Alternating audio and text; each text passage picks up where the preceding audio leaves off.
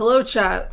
Today is August 11th, 2020. We're a little over halfway done with this year. And today we're discussing government and robots, which is a weird combination. We haven't done that in a while, but that's the way it fell out this week. That's what you chose, actually, Krista. That's just the way it happened. No one can say. Why would you lie to these fine people?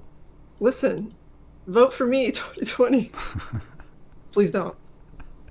Don't do that. We couldn't do any worse with the current elections. Imagine your level of like spaz. Yeah, the anxiety you would have leading the country. Well, it's like the pictures of before and after of all the presidents, and their hair just goes completely gray by the end. My hair still is all brown, but it would just turn in completely gray by the end. Unfortunately, you're not old enough, right? Because 35. No. Yeah, I'm not old enough. Can you imagine to be like, Madam President, it's 3 a.m. and you're still playing Minecraft? Madam President, you've just been rocking in the corner for like 20 minutes. Are you okay? You're meeting with Jinping tomorrow. So, yeah. But I'm just like cramming Chinese, trying to make sure I make a good impression. So, speaking of China, TikTok. Oh, the TikTok. The drama continues. It came to a bit of a head, although I think there will be more fallout in the coming week. But now, I think maybe we've crested, and everything else will be the downhill slope. This was kind of leading up to the big show. This wasn't the big headline, but this happened earlier, so we'll cover it first. Reuters says that the U.S. Senate has voted to ban TikTok app on U.S. government devices. They voted Thursday and unanimously approved a bill banning federal employees from using the video sharing app TikTok on government-issued devices. Turns out they're worried about the data, things like location data. Now, I'm not defending TikTok. It is absolutely exfiltrating all of your data, and it's the intent. And apps can't ascribe to intent, because look at Fitbit. Remember we did that story about how there's a secret military base, and if you access the public Fitbit API, there's all these where all these people are running around the military base, and so it gives you a nice outline of the military base. I don't think any of that matters. Why would a government-issued phone ever need TikTok? Yeah. Yeah. Yeah. Get another phone if you want to play on it. Taxpayer-funded phone? No joy. Only just be dumb phone. Only the bureaucracy that you inflict on the rest of us. It'd be funny if you could only, your government-issued phone could only be one of those Nokia. The old blue ones. So it can dial numbers. That's all it can do. It also classifies as an assault weapon. It's a brick. Yeah. Whatever happened? You remember the was it Energizer that made the giant battery phone? I never heard anything else about that. Was that just a gimmick? Yes, that was totally just a gimmick. Actually made that. Well, they did make a few, but no one cared. You remember their name, so. Well, it's the Energizer battery company, so this is probably not going to be a short episode of the news, and I need to not ramble, but I'm a little sleep deprived, so it's all right. I was thinking about doing a video on how terrible it is abandoned Android devices. So somebody bought the Energizer phone, and they're probably not getting proper Android updates, or if they are, nothing is being tested. Because I've got the Lenovo Yoga Book, which has got Android on it, and they abandoned it. And it's a great device. But those updates will destroy it. Yeah. Yeah, because I had a tablet. God, I don't even remember the name of it. It was one of those Samsung tablets. And I just use it for e-reading. Yeah. Which is hey, I'll leave it plugged in, and I'll just read books on it, and it's fine. And it got to the point where turning the page took 10 seconds. It's you think maybe the spyware is running so hardcore in the background that they're oh man, we didn't test this on older devices. I don't know what it's doing. Well, I mean, it could be that, or it could just be that, they want to force people to upgrade. I hate arguing for Apple, but older Apple devices, when Apple decides the older device is not supported, it's basically you're on your own. See ya. Yeah, I could even do without an internet connection. Yeah. I'll copy those in manually, thanks. But anyway. Yeah, it's I think it's pretty common knowledge. Google with all those resources, and they just... This is terrible. It's a terrible ecosystem. They just don't care. I think that's true of most technology companies. But you know who does care? And is doing everything he can to protect us. Because he's the golden god.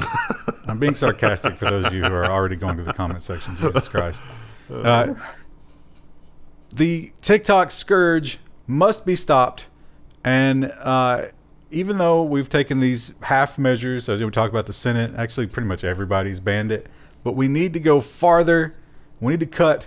TikTok is it's one of the poisonous fruits, but we must cut at the base of the plant. Trump will prohibit transactions with ByteDance beginning September 20th in an apparent TikTok ban. This story, it's almost more news, the freak out from this, than the actual thing, because people were saying, wait a minute, Tencent has stakes in things like Fortnite and PUBG or mobile PUBG and all these other games. Does that mean that we can't do anything with any of those companies as well? Because ByteDance wasn't the only company named. And the answer is no. It's fine. This is literally just... Well, but based on the wording and this next article... Trump blew up more than just TikTok and WeChat. Yeah, mostly I think the dust on this has settled that you can still play PUBG, but... So, any property subject to jurisdiction in the United States... With ByteDance. So, yeah, I mean, it could be a lot of things. But I don't know if Trump meant that. He probably did not write these. So, did the person who was writing them understand exactly what they were doing? Or was this just more like lawyers who didn't really understand the tech part of it? The original thing was written in Crown, so... So, yeah, they point out a lot of different possibilities, and there's a lot of companies that do business and could have wide-reaching effects. I think with most things that the government does in terms of lawmaking, you create the law as broadly as possible just in case you ever need to go back and be like, well, that's what it says. I think the common theme here is that Google's Android has just failed catastrophically. Not just in old devices that are, poorly supported, but the whole point of running Java on these darn things was to provide a virtual machine sandbox from one application to the other. And you're telling me that these applications can exfiltrate data to the extent that... Use the word darn? You don't need to be so, these so darn things. Please, dagnabbit is the more acceptable. I mean, the whole point of Android was it's like you can run apps securely and you can be safe in the knowledge that you're running an app in a sandbox and it's not going to steal your stuff. See, you're so pure and innocent. That was the whole point of Java. The point of Android was to make Google money. And to say anything different is a naivety that is beyond anything. They have failed catastrophically. And, if you think that everybody, literally everybody, isn't just out there to squeeze every last penny out of what they have, then you're a fool. Because they are absolutely doing that. Even when the thing that they are tasked with has nothing to do with making money. They are actually funded by our taxes to do a service. But beyond that, they're like, no, we must make money. Lawmakers asked California DMV how it makes $50 million a year selling drivers' data. It was $88 million, not $50 million. I think it was $50 million gross or something. But yeah, it turns out a lot of companies are willing to sell data. The really egregious thing here is that the California DMV doubled down and they said, here's the companies that we sell to, and it's very controlled, and there's nothing to freak out about, and blah, blah, blah. Motherboard did the research. One of those companies that they sold to will indiscriminately sell you as much data as you want. So they resell the data. But the answer here is very simple, and no one's going to do it. But, I mean, it's the simplest thing in the world.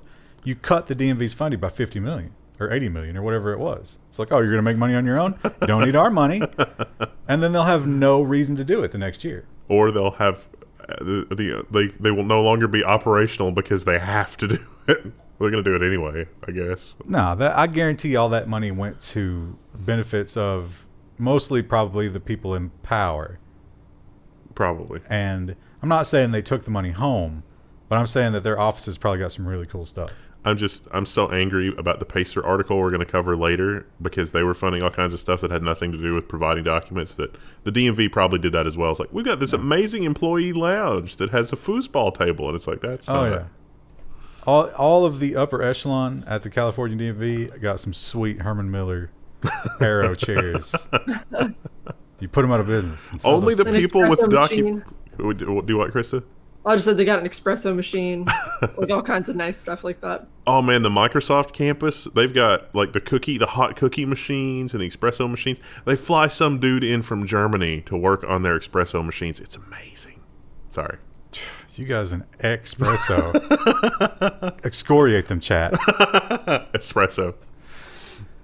Is it espresso? Did I say espresso? You putting the X I in said it. espresso. I totally said espresso. I will just imitate the way that somebody else pronounces something without realizing it. Let's try to abuse that, Krista.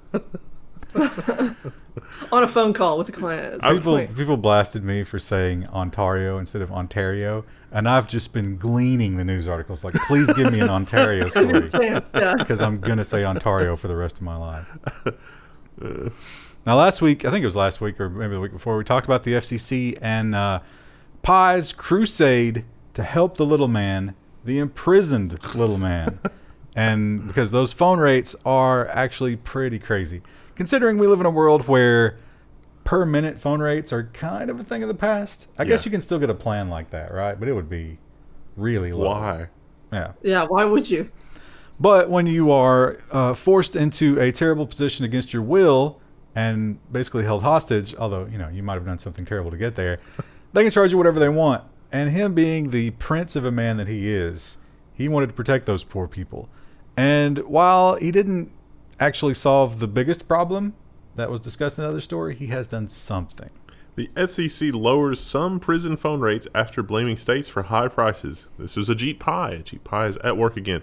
FCC tentatively approves 14 cents per minute limit, but only for interstate calls. Unless you're in jail. If you're in the county jail, it's 16 cents a minute, not 14. But this is down from like 25 plus cents per minute, depending on what the scenarios were. 14 cents a minute still seems like robbery, though. That's like, what, $8 an hour? Yeah. Something in that neighborhood? So that's pretty crazy, considering that you are in a position where you can't really make money. Yeah. I mean, they do have prison jobs, but they pay like, 75 cents a day or something like that. It's just like, it's like slave labor. So you work all month, you get a 1 hour phone call. And that's not the only thing. So, yeah, like you say, the interstate calls are still not regulated by the FCC, which is probably good. But in this case, it means that they can charge them crazy rates. But also, you don't just, there's no you don't feed quarters to these machines. There's no cash in prison. So you have to actually prepay an account. And there are service fees. And they cap those as well, but it's crazy. It's like $5 to pay through a human being. Yeah. Per payment. And $3 for online and stuff like that. So they just hit you in so many different ways. One other good thing they did, though, is with these prepaid calling card things that you have to do, if the calling card doesn't make the distinction between out-of-state and in-state calls, they have to follow the out-of-state rules, even though it may technically be an in-state call. Well, with those card services, they probably do route it out-of-state, right? I would think so. I mean, it's probably all on the internet anyway, so who cares? Yeah. Yeah, the cost to the company providing the service, $0 a minute. It's so close to zero, it might as well be zero. Now, the other thing about Ajit Pai that we know, based on his history, is that he is dedicated, absolutely in his soul. What he wants is for the public to be able to make their voices known in online petitions. It's what he's famous for. And this is no exception. He has, now some people, and by some people I mean almost everybody else, is against the whole repeal 230 thing that Trump is, campaigning for. But Ajit Pai says, I'm not political. Even though everybody else in existence says this is a bad idea, we must let the people's voices be heard. The FCC chair says the agency will take public comment on Trump social media petition. So he did say that even though we're going to take a petition, it doesn't count for anything. It doesn't weigh anything. But the FCC has a mechanism to allow public comment on things. And the only thing that I could, maybe I'm jaded, but I was reading Ajit Pai's words, and it was almost like he was gloating over the fact that the last time the FCC did this, they stuffed the ballot box with all sorts of ridiculous, insane comments, and then they played dumb when they were like, well, we don't know who submitted these. And then journalists had a field day doing freedom of information requests showing that bots were like, yeah, we're rolling back all this stuff. And people had their information submitted fraudulently and crap like that. That seemed to me to be what he was saying. He's like, we're going to do this petition, and then we're going to do that again. And it's going to be pro-repeal the Section 230 thing. It's like, come on. It actually is not as black and white, or, it's not as landslide as you'd think. Because a lot of people are with Trump on the 230 thing because of people being deplatformed. And that is kind of a problem. But I'm always going to go back to the whole idea of, it's like, it's your business, you do what you want. Start another service if you don't like it. But then you think of some of the people on the forum. You're like, oh, right. So sometimes it is less obvious when someone is unhinged. But we also have the new thing now, which is some people seem to genuinely delight in prodding unhinged people into unhingedness, but they themselves are not actually unhinged. Yeah, there's a whole rainbow of dysfunction. And I think it's only getting worse, as the internet. That was the thing about the internet, that people always talk about. It's like, well, there was probably always people who were into furry porn, but they shamedly hid it from everyone because no one else is into it. But the internet lets them come together, which sort of gives them the confidence to unleash it onto the world. Before the internet, to get that kind of material, you'd have to call that one rule BBS in Alaska. Well, you can make your own. Which is what I don't think is there any commercial production of furry porn? I think it's pretty grassroots. Welcome to the Fur Den, Saskatchewan. And it's just a guy who traps beavers up there. And he had no intention of making it that, but he started making a little money. It's like, I'm just going to go with it. Yeah. Krista, your house hunt continues, and it seems like the real estate trend, surprising everyone, has actually been a lot more homes being sold during the pandemic.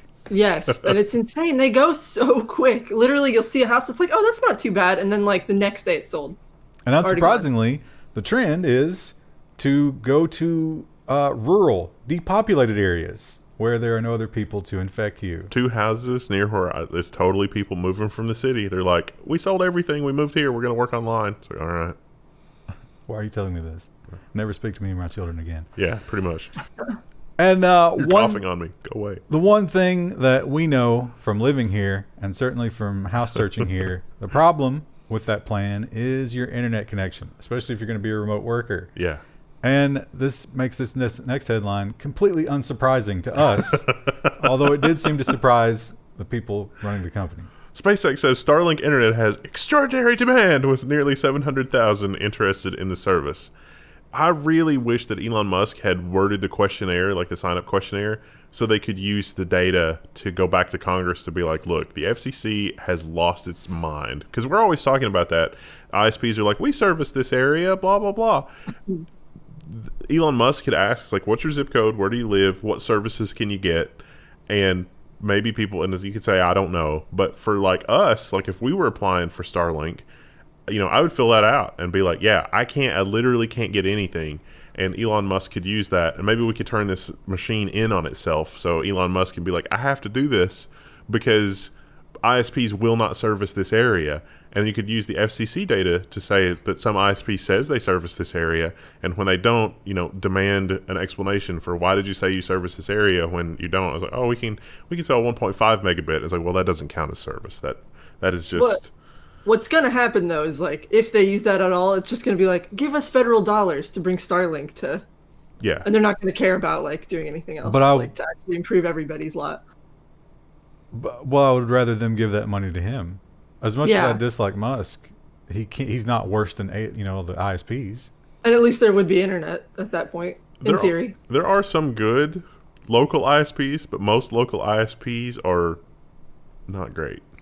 And the cool thing about Musk, and I think his particular mental illness would be super useful here, is when you had terrible service, if you tweeted him about that and just crapped all over his service, he would try. He would have to respond. He would. I mean, he might sue you, but he would probably try and make sure that somebody did something about that, just because it was wound to his ego. Every now and then that happened with Steve Jobs. Like somebody would email Steve Jobs and they were like super angry about something about Apple, and then later that internal Apple communication chain would leak, and those are always entertaining. If no other reason than Steve Jobs just chastising somebody. Now they mentioned I can't remember what exactly it was called, but it's the ground unit, and I couldn't get a feel if that's like a local hub But I would think that would have to be at your house, right? For what? I can't remember what they called it. He's trying to get more. The license is to get more of these things. A user terminal? Simple user terminals. Yeah. Oh, I don't know. Some web developer did a really amazing animation of like as the satellites move through the sky, how your individual connection will switch from one satellite to the next. It was fascinating. But if it wasn't at your house, that would mean they would have to run some sort of cabling from that to your house, and that doesn't make any sense. Yeah. I bet it is like it's almost. I bet it's like a satellite dish almost, like a like DirecTV. Yeah. And so that's how you're going to tell you're in a rural area when all the trailers have the Starlink dish. But they don't. That's the thing I don't think they have. Because it's not the number of satellites that's increasing. It's the number of those terminals. At my mom's house, the way the mountains are, she couldn't get DirecTV, but they just put a dish up the hill, and there was a box for that, and they just ran a thing to that, and it wasn't a big deal. Before digital satellites, people had the big dishes at the top of the hill. Yeah. And, like, most of them eventually got motorized. Yeah, I remember the repointing, and it was like, let me tune the channel. It's like, ka-chunk, ka-chunk, But ka-chunk. before that, you'd have to go up the hill and crank to get the different satellites. It was hilarious. So, this one, it's more of a security story, but it is a U.S. government contractor. Although this U.S. government contractor is made up of previous intelligence service people. What could possibly go wrong? So basically, people were in the government. They figured out, hey, we could do this thing, which we could sell back to the government, the revolving door, and it's just the worst thing in the universe. U.S. government contractor embedded software and apps to track phones. Anomaly 6 has ties to the military intelligence and military and intelligence agencies. It draws location data from more than 500 apps with hundreds of millions of users. I did a little research on this, and it seems as though Anomaly 6 wrote a library that makes it really easy to deal with location services. But this location services thing also reports to Anomaly 6. So like once they've got the information they need, it just looks like a normal internet request. And it's just in this library. So it's here's a free library you can use with your application that does all this amazing stuff. Oh, and by the way, it sends telemetry to us. I think it's worse than that, and they wouldn't answer this question, but I think that there is some sort of money changing hands there. Probably. So if you're willing to use their library and let it talk to them, they're going to give you something for every record that you give them. Nice. So, yeah, they're like, hey, look, this is totally legal, what we're doing. And the people asking them were like, well, yeah, it's not really the spirit of what we're saying here. We know it's legal, but it seems wrong because the government, it's like the license plates. The government's not allowed to do this, but they're allowed to let you do this. But you used to be the government. Don't question it. It's that thing that we're always talking about that is poisoning the tree of liberty, slowly but surely. Oh, that tree is long. It's just a little stump with acrid smoke coming off of it at all times. Actually, within like a 20-foot radius, all vegetation is dead.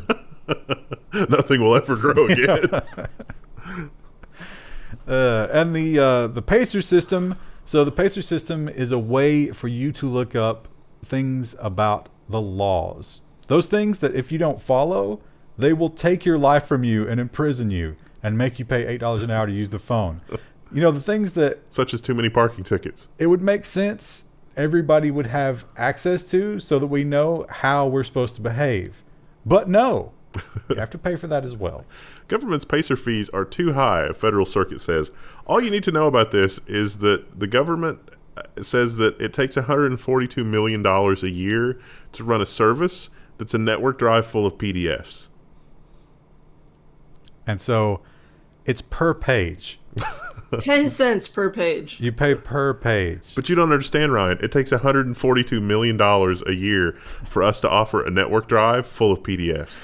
Up to $3 per document. So I guess like it caps out is the way that makes that sound. I mean, how many corporations are hosting this much online PDF material just for free as part of their one of the yeah. One of the things the Level1 forum is probably about 40 or 50% as large as that. We can start charging 10 cents per thread. Oh, I think our patrons take good care of us. 10 cents per shit post. Oh, that would be a great punishment. It's like you were being punished for we should terrible do that posts. for April Fools next year. Oh. No, one of the things that precipitated this is some clever programmer wrote a plugin that every time somebody bought one of these documents, it would upload it to the Internet Archive, and then anybody using the plugin, it would first check the Internet Archive to see if somebody else bought this document before returning it. Because once you've bought the document, nothing can stop you legally from providing that document for free if you so choose. And they were unhappy about that. That guy's probably paying $8 an hour for phone calls right now. Yeah. Yeah. They really like that treasure trove. Just like they really love to be able to sell things that cost them nothing or are already being funded by the taxpayers' dollars, like driver's licenses. New York is the states all together are really ramping up to attack the big tech companies. And not even to start. It's in progress. The attack has begun. But what they're finding, and these are like the sort of the vanguard states like California and New York, they're finding that their old laws might be a little antiquated when talking about the modern tech giants. New York unveils landmark antitrust bill that makes it easier to sue tech giants. The legislation comes as federal panel is investigating the market power of Facebook, Amazon, Apple, and Google. Basically, lawmakers looked at the whole diapers.com thing we talked about last week, which if you're not in, you should definitely go check out last week's thing because it will make you super angry. And because usually those kinds of cases are hard to prove, but apparently there was enough of a paper trail here that they lost. It would be a slam dunk case should it be prosecuted. And this is going to pave the way to be able to do more of this kind of thing. And I think it's going to happen with like Amazon third-party sellers, because Jeff Bezos said he could not guarantee, that was the words from the hearing, that third-party seller data wasn't used to then compete with third-party sellers. The exact wording is that previously you had to have two parties conspiring for price fixing type of thing. 100 years ago, no one envisioned something like Amazon being able to, like, okay, if you just had one company conspiring, how would they ever figure out what the other company is doing? It doesn't make any sense. But the world we live in now makes perfect sense. Yeah. We're having the election, maybe. We'll see. The November event yet to be decided. But there is, as there has been for the past few elections, a lot of fear-mongering when it comes to interventions. And, based on going back at least to Bush, it does seem like every election has been interfered with greatly. It definitely seems like those voting machines can be pretty much set to return whatever they want. But I don't know who they is. That's the problem. But the thing about it is they want certainly to appear that they're doing everything they can, including taking money from us and giving it back to somebody if they help. U.S. is offering a $10 million reward for hackers meddling in the U.S. election. Well, no, wait. No, they're not offering $10 million for you to interfere in the election. They're offering $10 million to turn in people who are interfering in the election, including the State Department apparently sent a bunch of text messages around, like, Iran and some other places, and I think it was only supposed to go to a small population, but it ended up going to everybody. So, like, the little old lady, like your little old grandma in Tehran is like, 10 million U.S. reward for information about hackers. Doesn't seem like that's effective. If you see somebody using a laptop wearing a hoodie who does not have a face, you might want to report that. Yeah, you're sitting at your cafe outside, socially distanced, and you see the guy, no face, and it's like, is that a Nazgul? Or is it a hacker interfering with the U.S. election? Could be both. Didn't they never say something. Didn't they never pay the reward for the Bin Laden tip? I don't think they ever paid the reward for the Bin Laden tip. That wouldn't surprise me. There's going to be a lot of comments about how they never killed him. It was pretty suspicious how they were just like, nah, just dump in the ocean, because that's what we do with bodies in the military. So we talked about oh my gosh, we hidden Nazi'd him again. That would be crazy. Wait, what? There's a book called The Hidden Nazi, and it's about how we literally did that with where you think he is? South America. What's he doing with his new life? Selling insurance somewhere? Beach bunnies in Rio de Janeiro. So we talked about the diapers.com thing, and diapers.com, I don't think they were in the Amazon ecosystem. They were a competitor. But the weird thing about it is a lot of Amazon's competitors sell exclusively on Amazon.com. That's a weird relationship, right? But it kind of works. Although some people think that it doesn't quite work. Prosecutors are investigating Amazon's treatment of third-party sellers. Attorneys general from New York and California are joining the FTC to look into Amazon Marketplace. This is, again, more fallout from the Senate hearing testimony and also diapers.com. But the testimony that was in this article was not super compelling. It was about a bookstore that was mysteriously delisted from Amazon. And it's like, guys, diapers.com. You got everything you need. I don't understand what's going on with this image. Is this supposed to be like a bullseye? It looks so rusty and disgusting.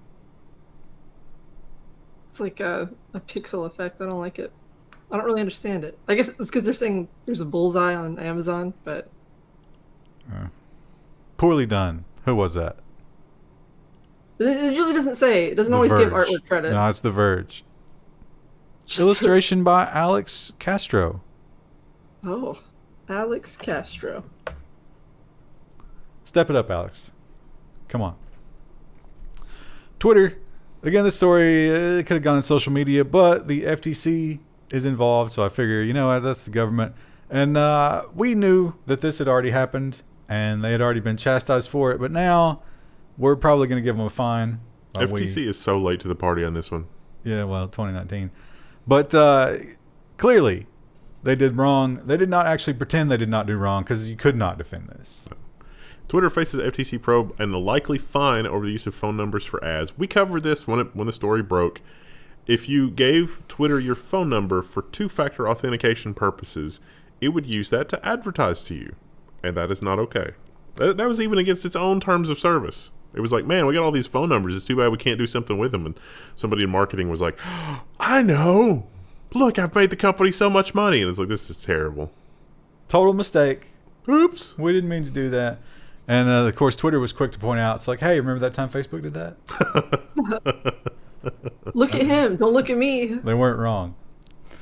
And Facebook, as usual, has more troubles, always revolving around how it deals with basically people saying something that people in power don't like on Facebook. It always comes back to that. And, you know, we talk about the Level 1 forum. So on a minuscule scale, we have some understanding of how impossible this is.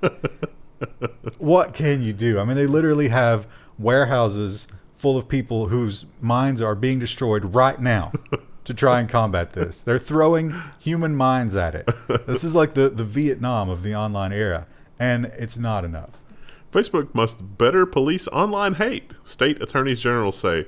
The call from 20 state officials adds to the rising pressure facing Mark Zuckerberg and his company. They're making some changes. They took down a few political posts, which they said they would never do, but it was because it was just even more insane. I agree that intolerance must not be tolerated, but what these state attorneys general are calling for will not end well. Do you really agree that intolerance must not be tolerated? That's the paradox. The only thing that cannot be tolerated is intolerance. That's the paradox. Then you become intolerant. But this is the paradox. Yeah, which is why you can't ever... There was a Monty Python skit about that even. So it's ridiculous, and it's never going to work, and there's always going to be more people saying things you don't like than your ability to stop them from doing so. So, they'll fine them. They'll pay it.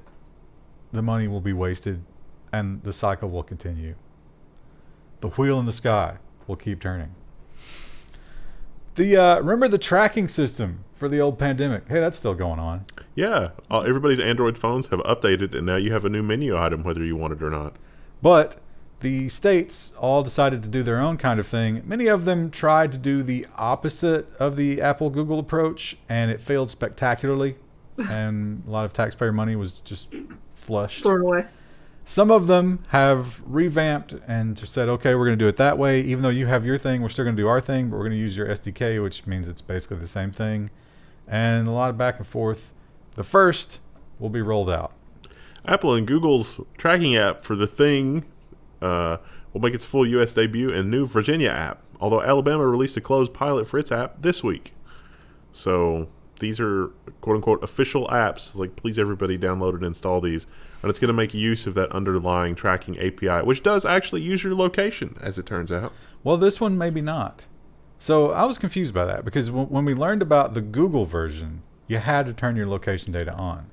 This one claims not, or at least this article claims so I don't know if this is true, Engagement Challenge, but it looks like from a developer perspective, the application is not allowed to use your location.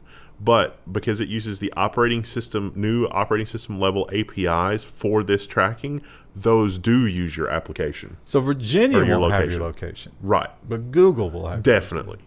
Also, how about Alabama? Trying to turn that image around. Being first. Good job, Alabama. Trying to go over top of Kentucky for once. I'm sure that Alabama's full of a lot of resourceful people that just don't always get the chance to actually do anything useful because everything gets in the way. Well, I'm sure the same is true of North Korea.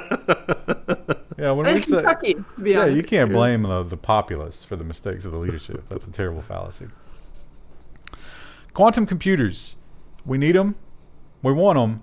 But not many people understand them. And to be fair, the quantum realm is a little bit of a mind bender. You probably definitely need to be introduced to it at an early age. I think only Ant-Man understands the quantum. To get in that mindset. Now, the Chinese are way ahead of us, and that's going to be a problem for future generations, which means I don't care about it. But you got to do something now, and the White House says they've got a plan. White House unveils partnership to boost quantum science education. The White House Office of Science and Technology Policy said on Wednesday that the Trump administration is launching a national education partnership expected to expand access to K-12 quantum information science. What do you teach a fourth grader about quantum information theory? A fourth grader? How about K? Yeah. All right, little Timmy, we're going to talk about entanglement. Here's a ball You of haven't yarn. even done a single typing class yet. But yes, let's go on and move into this. Most of them are soiling themselves. Not at that age. They are like snotting all over each other still.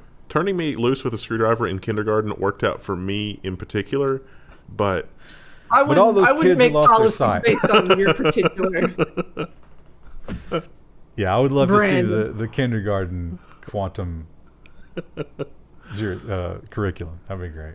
Yeah. Anybody who's got a kid in kindergarten sees some quantum homework coming home. if this leads to them not teaching math the way that they currently teach elementary school math, I'm all for it. How about Common Core quantum physics?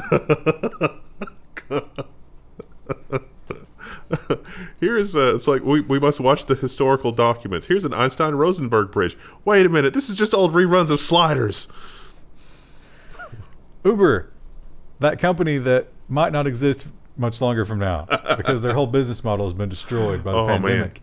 They had kind of put some of the darkness behind them when it came to stealing some other secrets when it came to self-driving. But just because it's behind them doesn't mean the people involved are done with it. Levandowski has been sentenced to 18 months in prison, and as a new $4 billion lawsuit against Uber is filed. That he was the self-driving engineer. We've covered this a lot in the past. He went to work for another company, brought some stuff with him, and it turns out he was not acting in good faith, at least according to this sentencing. He's not going to have to report to prison until after the thing passes. There's at least one person in the world who sees the news every day. He's like, yeah, record cases. Yeah. So he wanted house arrest. They said, no, sir, you are a multi-millionaire. Your house is a fine place to be. You must do actual prison time. Now, the lawsuit is from him against Uber because he claims they were supposed to not only protect him legally, but they were supposed to make a deal that all the good stuff that came from his theft would pay him some, residuals, an interest rate on that, whatever they made.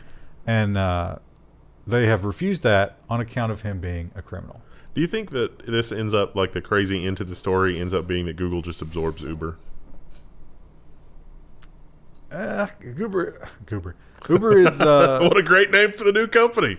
I totally didn't mean to do that. I guess my mind did. It's far too valuable now. I think, let's assume that this stretches on till next summer. then it's a juicy I berry. don't know. In the business section, we're going to talk about Uber's losses, which were just... Yeah, but it's still going to take time for them to truly be destroyed. But yeah, I think somebody takes them over. I think there's a lot of that going on. There are definitely people who had, gunpowder set aside who are like, yes, I will take your restaurant and gym equipment. Yes, I will store that because a day will come when I will just start my own and it'll be it's totally cheap. Speaking of Google, that's probably what made you think of it, right? Yep. Speaking of Google gobbling up other companies, their latest target is FitBit. And obviously, as soon as they mentioned that, everybody said, wait, okay, so how can Google abuse this? Oh, God. This is the third chapter in our reporting on this. The EU has actually formally launched its antitrust probe into Google's Fitbit takeover. When we first started reporting this, we reported it's like Google was like, look, we're going to write a check. It's going to be over and done. We don't need to haul out the antitrust, anything. This is totally fine. We're going to give you all of these, stipulations, all of these concessions.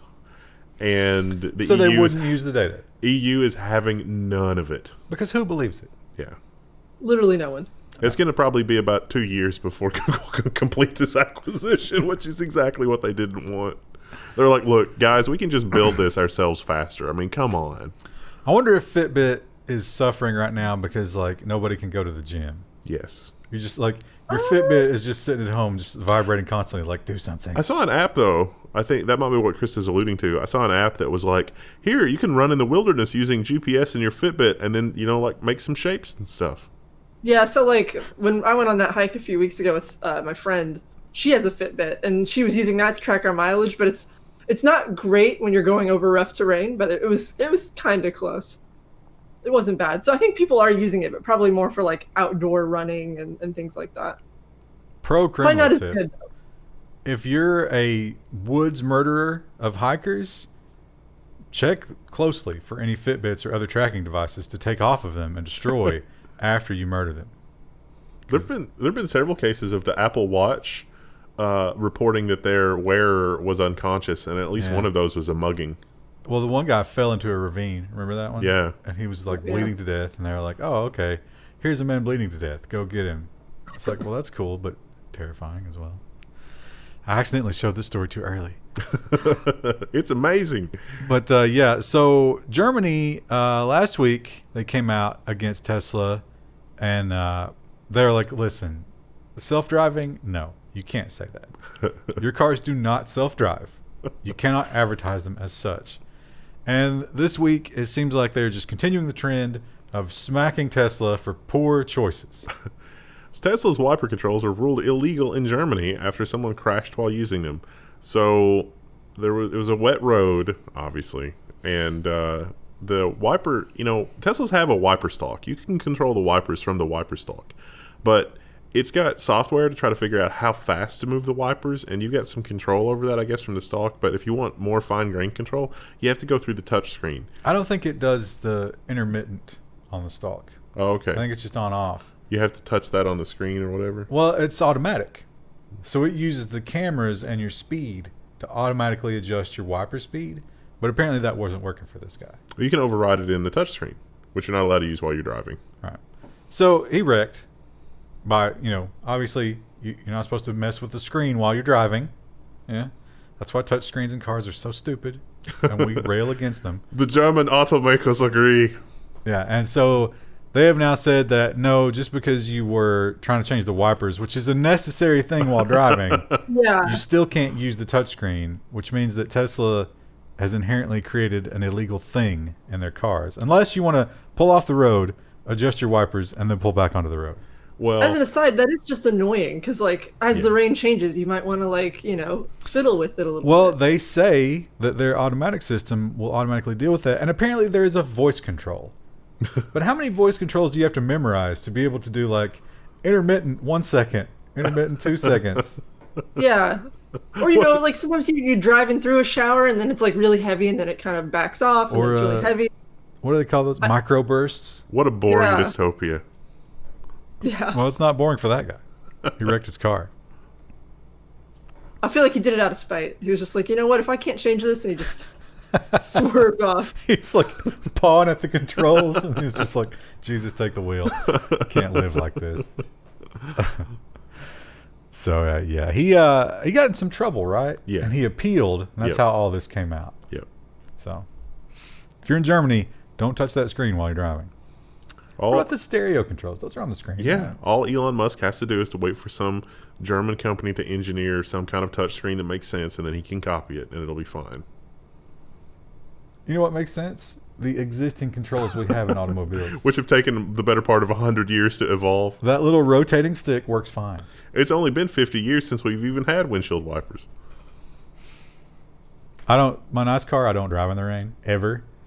And I got caught out in the rain with it the other day, and I realized I'd never used the windshield wipers. Didn't know where they were. Oh, wow. But it's because all other cars have it in basically the same place. No, it wasn't invented here. We must invent our own. Oh, I hate that. Oh, I hate that. As someone who has to, like, critique other people's UX. I want to do something different. And I'm like, No. Is that necessary for this particular use case? Usually no. Wow. You would really hate the ammo world. So, China has, I don't know if we would call it a problem. I don't know if Chinese people are more gamers than anywhere else in the world, but the Chinese Communist Party considers gaming a bit of an issue. They're not fans of it. And they put some pretty crazy limitations on it.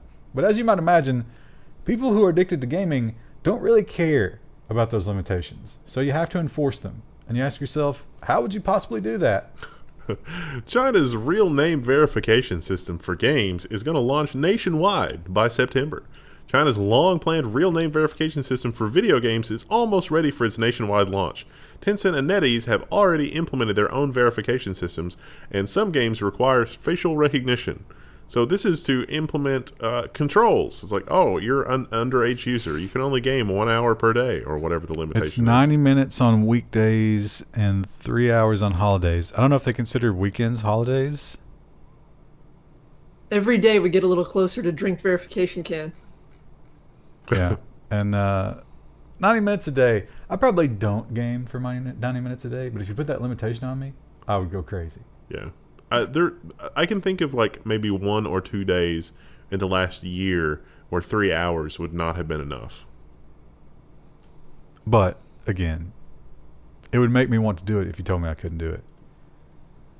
So they've pointed out a couple of different ways that kids have tried to get around this, and sometimes successfully. So they've said no, it's going to have to be your face and your real name, because they were selling accounts. I mean, think about, hey, I don't play games, right? So now I have 90 minutes a day of valuable real estate to sell somebody, digital real estate. I can go register an account, rent that out. Is this actually a bad thing for the future of their society? More or less gaming, you mean? Less gaming. I don't know. I don't know either. I think the bad thing about the future of their society is the draconian government controls, stifling of freedoms. Do you think the stifling of freedoms will stifle the creativity? And it's like the advancement that comes with wanting to make your circumstance better? Absolutely. But I think their way of dealing with that is just steal from everybody else, right? Brr, brr. Is that a phone? No. What was that noise? There was a truck went by. Oh. Get a muffler, dude. Yeah, it was very loud. I don't even notice it anymore. It's like on a busy road. Moving on to robots. Of course, with the election coming up, the big thing that we were all worried about was the deepfakes. Doesn't seem like the deepfakes have really taken off. Nope. We have the technology. We've seen some really good deepfakes, but no one seems to be able to figure out how to use it effectively. The Nixon failed moon landing deepfake, that was pretty good. Yeah, but it doesn't accomplish anything. No. So maybe we're out of the woods, right? But wait, that's not the only thing that AI can do. AI-generated text is the scariest deepfake of all. Synthetic video and audio seem pretty bad, but synthetic writing, ubiquitous and undetectable, will be far worse. I'm not sure I agree with the thesis, but the idea here is that AI can be used to synthesize totally new writing that seems plausible, but is entirely fabricated. Well, could you imagine maybe that this would be used in, I don't know, let's say the FCC comment platform? Oh no! Yeah, again. That would never happen. But the ones before were terrible. They were Terrible so things. obvious. And that's what led people to figure out that they were all from the same IP address. This time around, we'll use VPNs, we'll use our botnets, and we'll use AI, and we'll make it look really organic. It'll be amazing. So that's the idea. It's like, of course, we're already getting blanketed on Twitter and Facebook with these fake posts, right? I guess some people are falling for it. I think the ad industry has been doing that with the clickbait ads, where like the headline is like, let's organically, or let's find which ad does better with people clicking through, and it's just been a self-evolving thing to where now it's like, I have to click this, I have to see what Johnny Depp said, I have to click this, because you won't believe what Johnny Depp said. I think I would. I would be unsurprised by his behavior. So, AI, it's creating content that we can't tell from reality. But meanwhile, AI keeps getting better and better at telling things apart, especially when it comes to organic life form, so that it can cull certain ones from the herd when the time comes. Not even scientists can tell these birds apart, but now computers can. And it's not talking about the different species, it's talking about the individual birds. Yeah, there's a video or like a GIF of two birds working on a nest, and it identifies both of them. Look at So, turns out these birds, literally the people who study them for their whole lives have no idea. They're so similar. They're just brown. They're the most boring birds in the universe. And they're the same size. Really just and there's Ryan, that's racist. well, listen. I'm saying They all look the same. No, Ryan, they each have their own personalities. I'm saying brown birds are lesser than more brightly colored birds. And so what they do is they put a little band around there. It's like a resistor. They have like the colors that uniquely identify that bird. And they have to take really high resolution photographs to see the bands because birds' legs are small. And it's a real pain in the ass. So this guy, they started putting RFID chips in the bands. So he set it up, put a camera up, and put a system up to read the RFID chip. And when the bird would fly in, it would recognize, hey, this is Bob. And then the AI would look at Bob and it's like, all right, I got it. And now the AI is 90% accurate. That's insane. And there's Do you think that they're using this to determine who's the laziest nest builder? Yeah, that'd be funny, right? They talked about using it for even things like tracking migration. It's like, do the same birds come back year after year? Is that part of the thing? A lot of options. But you do still have to teach somehow. So just, wild flocks of birds, this wouldn't work on. But it is amazing that they can figure this out. It means we have no hope when we're all riding against the tyrannical Chinese-led American government. And the robots are taking us out one by one. Even the masks won't help. A lot of people have criticized, and I think I'm in agreement here. I don't think that I'm a supporter of zoos or aquariums. Yeah. Most of the animals do seem sad. It's educational. We can't say that it's not educational. But at the same time, imagine if you were locked into an alien spaceship so that they could come and look at you. A menagerie, if you will. And they throw food at you, but they never gave you any internet connection. Oh. What if your other option, though, like, you can either live where you're being fed and taken care of and stuff, or you get thrown out of the airlock and then you just die in space? But that is not the situation here. I don't think the ocean could be considered... No, but I'm saying, like, for a lot of the animals that show up in zoos and things like that, they're usually, like, abandoned by their parents. They've been injured in the past. Like, they don't know how to live in the wild. But we could release them back into the wild.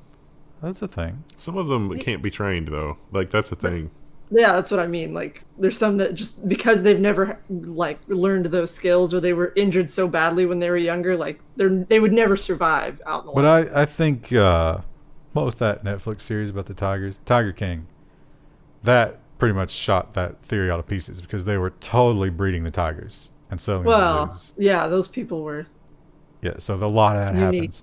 And so the question is, how do we still teach the people and get out of this moral quandary?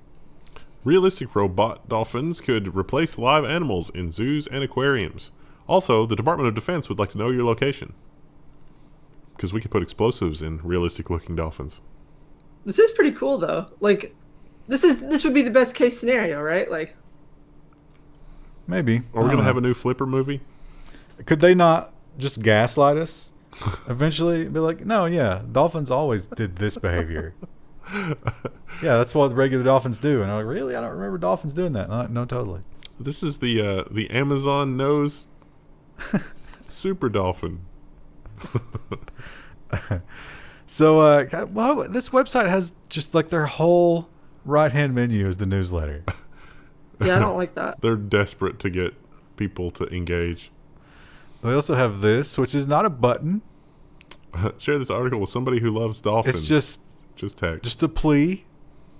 I feel like the blue door is not good at, engaging with the user. I feel like the clicks they're going to get from being in the Level 1 news is going to far outshine any type of social media campaign or posting that they have ever done. Well, they were on some aggregation site that I found them on, so.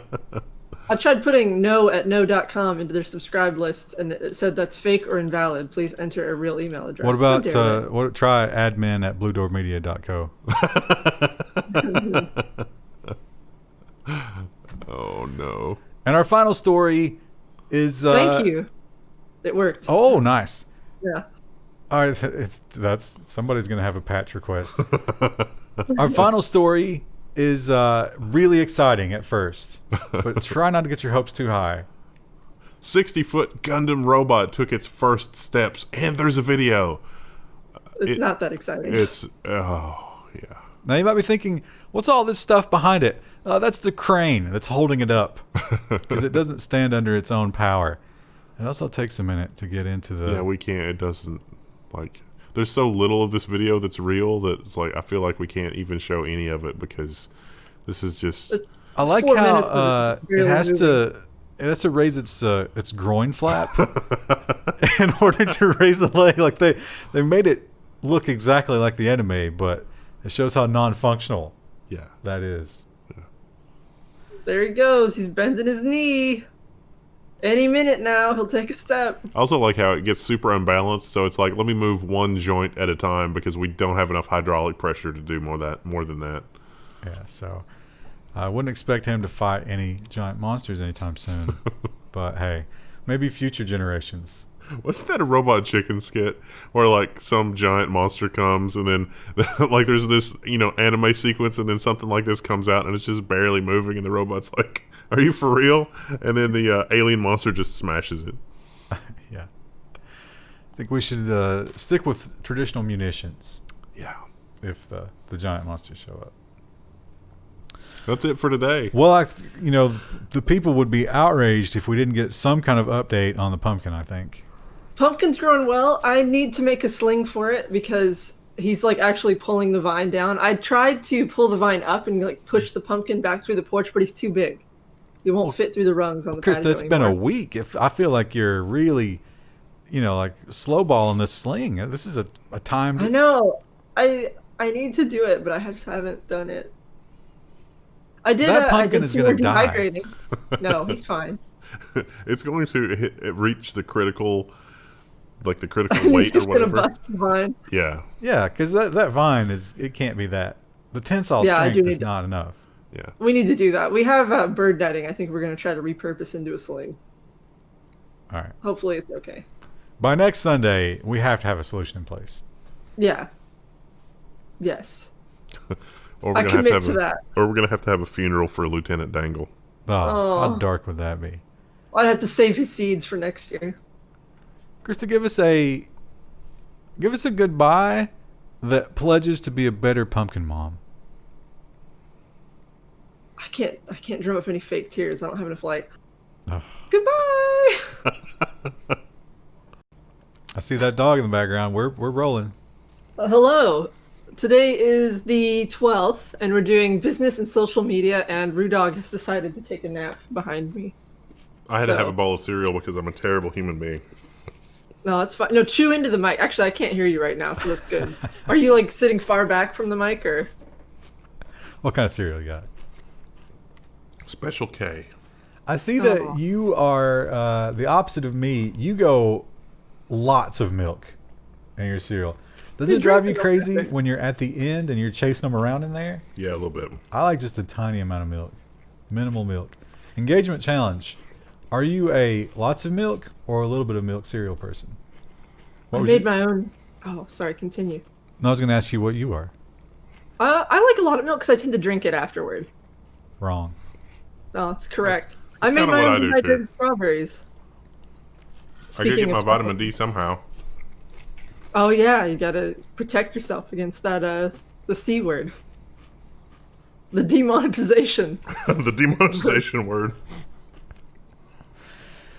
So last episode we talked about Uber, and the guy that stole the Waymo information and went to Uber is getting his comeuppance in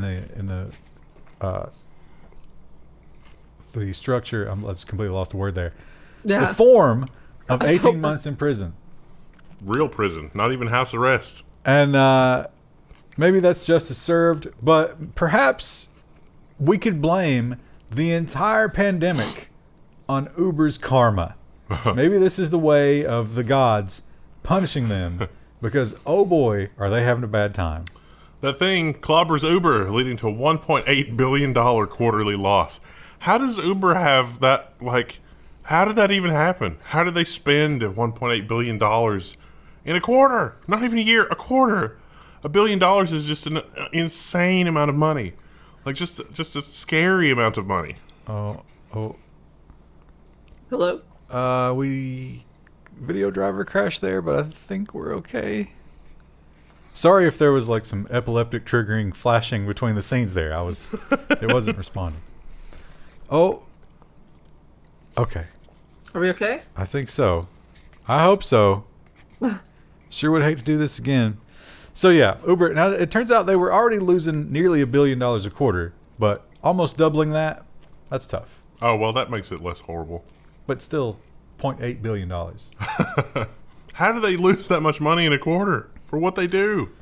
I think it's because we talked about it before. They have so many employees and they're always branching out into other kind of crazy stuff. Now, previously, here's the crazy part about it. Previously, they were losing those billions because they were doing everything they could to spin up Uber Eats. And now, in a twist of fate, Uber Eats is the only thing keeping them afloat. Wow. And some other companies in the tech world are definitely doing some restructuring. Perhaps most famously, recently, was Intel. They had some bad news. Similar to Uber's bad news. And they said, you know what? We're going to move some things around. Now, Microsoft, I don't think fiscally they're doing quite as bad, but as all Windows users will know, they've kind of fumbled some of the updates recently. Yeah. Users are not crazy about Microsoft these days, so they said, maybe we could do something. Microsoft signals renewed interest in Windows with the latest reshuffle.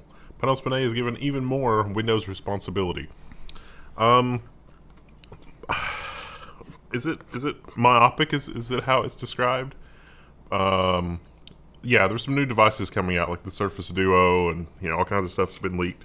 The problem is that if I were somebody at Microsoft, I would be really worried about repeating the mistakes of the past, which is they had Windows Phone. Remember Windows Phone? I'm not talking about recent Windows Phone. I'm talking about they were the first company to really bring an amazing technical achievement, but they put the start menu on mobile phones. Remember those 320 by 240 and you had to have the stylus and click the start button, and it was the same user interface paradigm as on desktop computers, and they were like, this is fine. And people were like, can I have higher resolution screens? And they were like, you can't see pixels smaller than that. And it took, Steve Jobs rethinking things, and then the iPhone, and then everything is now more like the iPhone than like Windows was. Windows is sort of trapped in this terrible user interface thing when Windows 10 on the desktop is schizophrenic. You can change your power profile the Windows 7 way, the Windows 8 way, and the Windows 10 way, and the user interface paradigms are completely different. Windows 10 is a hot mess. It is not elegant at all. If my name were Panos Panay, My nickname would be Pepe, obviously. And my username What online is your party name? would just be $2. What is he wearing? Isn't that what we're supposed to ask? Is like, what? It looks like it almost looks like a suit jacket, but then it kind of looks like a dress, like a trench coat. I think that's a shirt under it, right? But it's so long. He's not that tall. I think it's just untucked, maybe. His Maybe jacket's kind of long though. maybe it's because he's short. That's just Oh regular. yeah, jacket. maybe he didn't get it tailored. Although something would tell me he has some money. Yeah. Probably could afford. Maybe he's one of those Maybe that's guys just who's the like, look. I don't even think about fashion. All I think about is windows. Isn't Zuckerberg like that? Like he only wears like gray T-shirts or something. Yeah. Yeah, but he's a robot. Yeah, he is. He's genuinely a robot. Pepe's got all kinds of style. We don't understand it because we're just not on his level. Well, hopefully he can save Windows because, good Lord, what a mess. Yeah, it'd be a shame if something were to happen to it. So Apple has a little bit of a problem, just like all the big tech companies, and a lot of what the governments of the world are coming after Apple about is that App Store, because Apple has some really serious rules about the App Store. Now we've covered really recently, was it Blue Mail? Yeah. And what was the other app? They were restored finally though. And Spotify. Yeah. And they have all these big high profile, wars going on. It's like, you must give us 30%. Nobody wants to. And it just keeps getting worse. And their enemies keep getting more powerful. Apple confirms cloud gaming services like xCloud and Stadia violate the App Store guidelines. New cloud gaming services from Google and Microsoft won't work on iOS. And the reason that Apple says, and I promise this is not, like, this is actually what they say, is because they can't individually view and vet the games that are offered on the platforms. Even though these are streaming services that are streaming something from somewhere else, they're like, no, we can't do that because we have to be able to review these, and this is, a third-party service. It's not that we want the 30%. It's all about your content. We can't review this game content, which is almost like saying, we can't review everything on Netflix. We should block Netflix. But they don't block Netflix. And then they do some mental gymnastics to be like, I know what you're thinking. It sounds like this service is like Netflix, but for games. And Netflix is okay, right? And they're like, well, it's not the same. But it is the same. Sounds like that they're being discriminatory against games. But that's not my words. Microsoft fires back at Apple, accusing it of treating gaming apps differently. Microsoft rightly points out, is like, hey, you can stream applications to your device. Why can't you stream games? Also, there's these thing called web pages. Has Apple reviewed every web page under creation? Yes. And it's not like these are, games that are only appearing on this service. Almost every game on the xCloud service is available elsewhere as well. So, man, if only we had some sort of industry standard game rating service where it would pop up at the beginning of the game and be like ESRB rated teen, but we don't have anything like that. Also, presumably, you've bummer. already put a credit card in, right, to get the so somebody has approved it. And so Microsoft, when we're thinking about these games, we're thinking about ubiquitous games where you can get in Steam or the Epic Store or whatever. These are AAA high profile games. It's not anything new, but they are streaming them, and Stadia is streaming them, so that's kind of something new. But what if you have a gaming service that's just full of a bunch of garbage games that nobody's ever heard of that you made up on your own? Well, then Apple says, nope, still not going to let you do it. Facebook criticizes Apple's App Store policies and launches gaming app on iOS without games. We actually reported a couple of weeks ago about how Facebook had submitted this thing like 800 times. And eventually they were just iframing the webpage. Like Facebook Gaming, which is a webpage. These are all web games. Well, I mean, that wasn't the original plan, but the current plan. These are all web games. If you go to the Facebook website on mobile, you can play these games on mobile. And Facebook eventually just recreated the entire web experience and was like, users can get to these games through their web browser. Can we just do that? And Apple was like, no. Sticking to their guns. Perhaps not a good time to do that. I'm pretty sure the EU is going to extract a lot of money from them for this. But hey, maybe they'll make it back by holding people into the walled garden. I really don't think Apple has any legitimate interest here. It'll be interesting to see what the Apple White Knights say about this behavior. They do have their subscription gaming service still, right? I mean, that exists. For who? But who uses that? I don't know, but they have Who's it. the audience? It's probably on par with Facebook's garbage games, right? Those are all mobile games, right? Like third-party mobile games that they bought the rights to. It's yet another version of Angry Birds. I mean, look at these Facebook games. Like, what is this? I mean, what is this? And they couldn't get it through the Apple iOS game store. but the point is, Apple has something that competes with this, and traditionally they've been most against things that compete with their side. Going as far as like what was the one that was like, oh, we launched a new feature, and then they just banned the app that did that same thing better. That happened a lot in the history of the App Don't Store. they allow like Netflix and stuff? Because like they do have a competitor for that. Well, that now. was contentious. Also, Steam. Everybody forgets that this Steam streaming app was also super contentious, and whatever Valve did to make all that go away probably involved a large check, but is not public knowledge. But the difference, and I'm not defending this, but the difference is on Steam you still have to buy those games individually, and on these services you get it's a subscription. Well, and Steam also streams from your own computer. The Xbox subscription service, I think they've just revealed that they're going to raise it to $15, which I'm probably out at that point. But for $5 a month, that is a deal. But it's interesting because I was playing a game. I was trying to play a game, Neon something. I saw it on YouTube and I was like, oh, that's kind of cool. And I checked Steam and I was like, I'm not willing to pay that for it. It's like, wait, it's on the subscription service. Let me fire it up. But because it's Microsoft and Windows, even though these games are fine everywhere else, there's just something a little bit wrong with them. And on that game, the controller doesn't work. Yeah. That's why Panos Panay is going to fix it. It's like there's all this rot in Windows, and it's unsettling. I mean, Windows 2004 was the Catalina of Microsoft releases, and it was just bad. So, speaking of Facebook, they are one of many companies that continues to make announcements about the state of the world and this horrible thing that's happening to us, and it just gets more and more extreme. Facebook will let employees work from home until July 2021, and they will also entertain up to $1,000 reimbursement for stuff that you might want to buy to make your home work environment a little bit more awesome. Wow. Get that sweet chair. My garbage chair is definitely taking a toll on me with the home. You could take one of the office chairs. Yeah, I guess I could haul that one back and forth. No, just take it. Like, we got extras from that one trip that we had to the place that went out of business. I wish that place was still there. It's gone.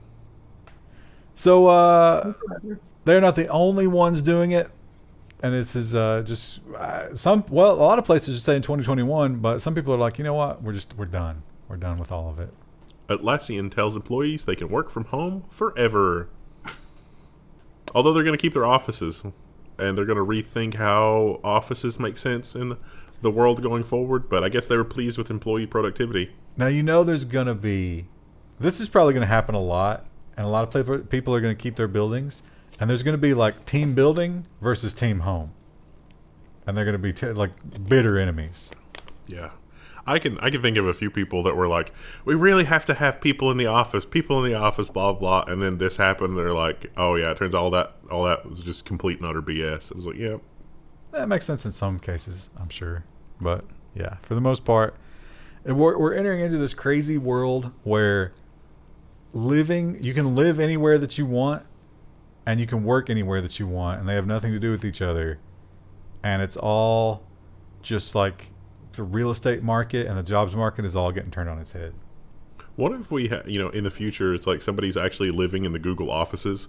We should do a screenplay for a movie that's like The Terminal, but it's somebody that's just living inside a future Google where most people work from home, but they still have the office space just in case. I kind of see that happening there, where people are just like, wandering dazedly through giant conference rooms. Also, that kind of already works though, because like they have all the people who live in vans in the parking lot. They sleep in the van, but then they use all the facilities on like Google campus.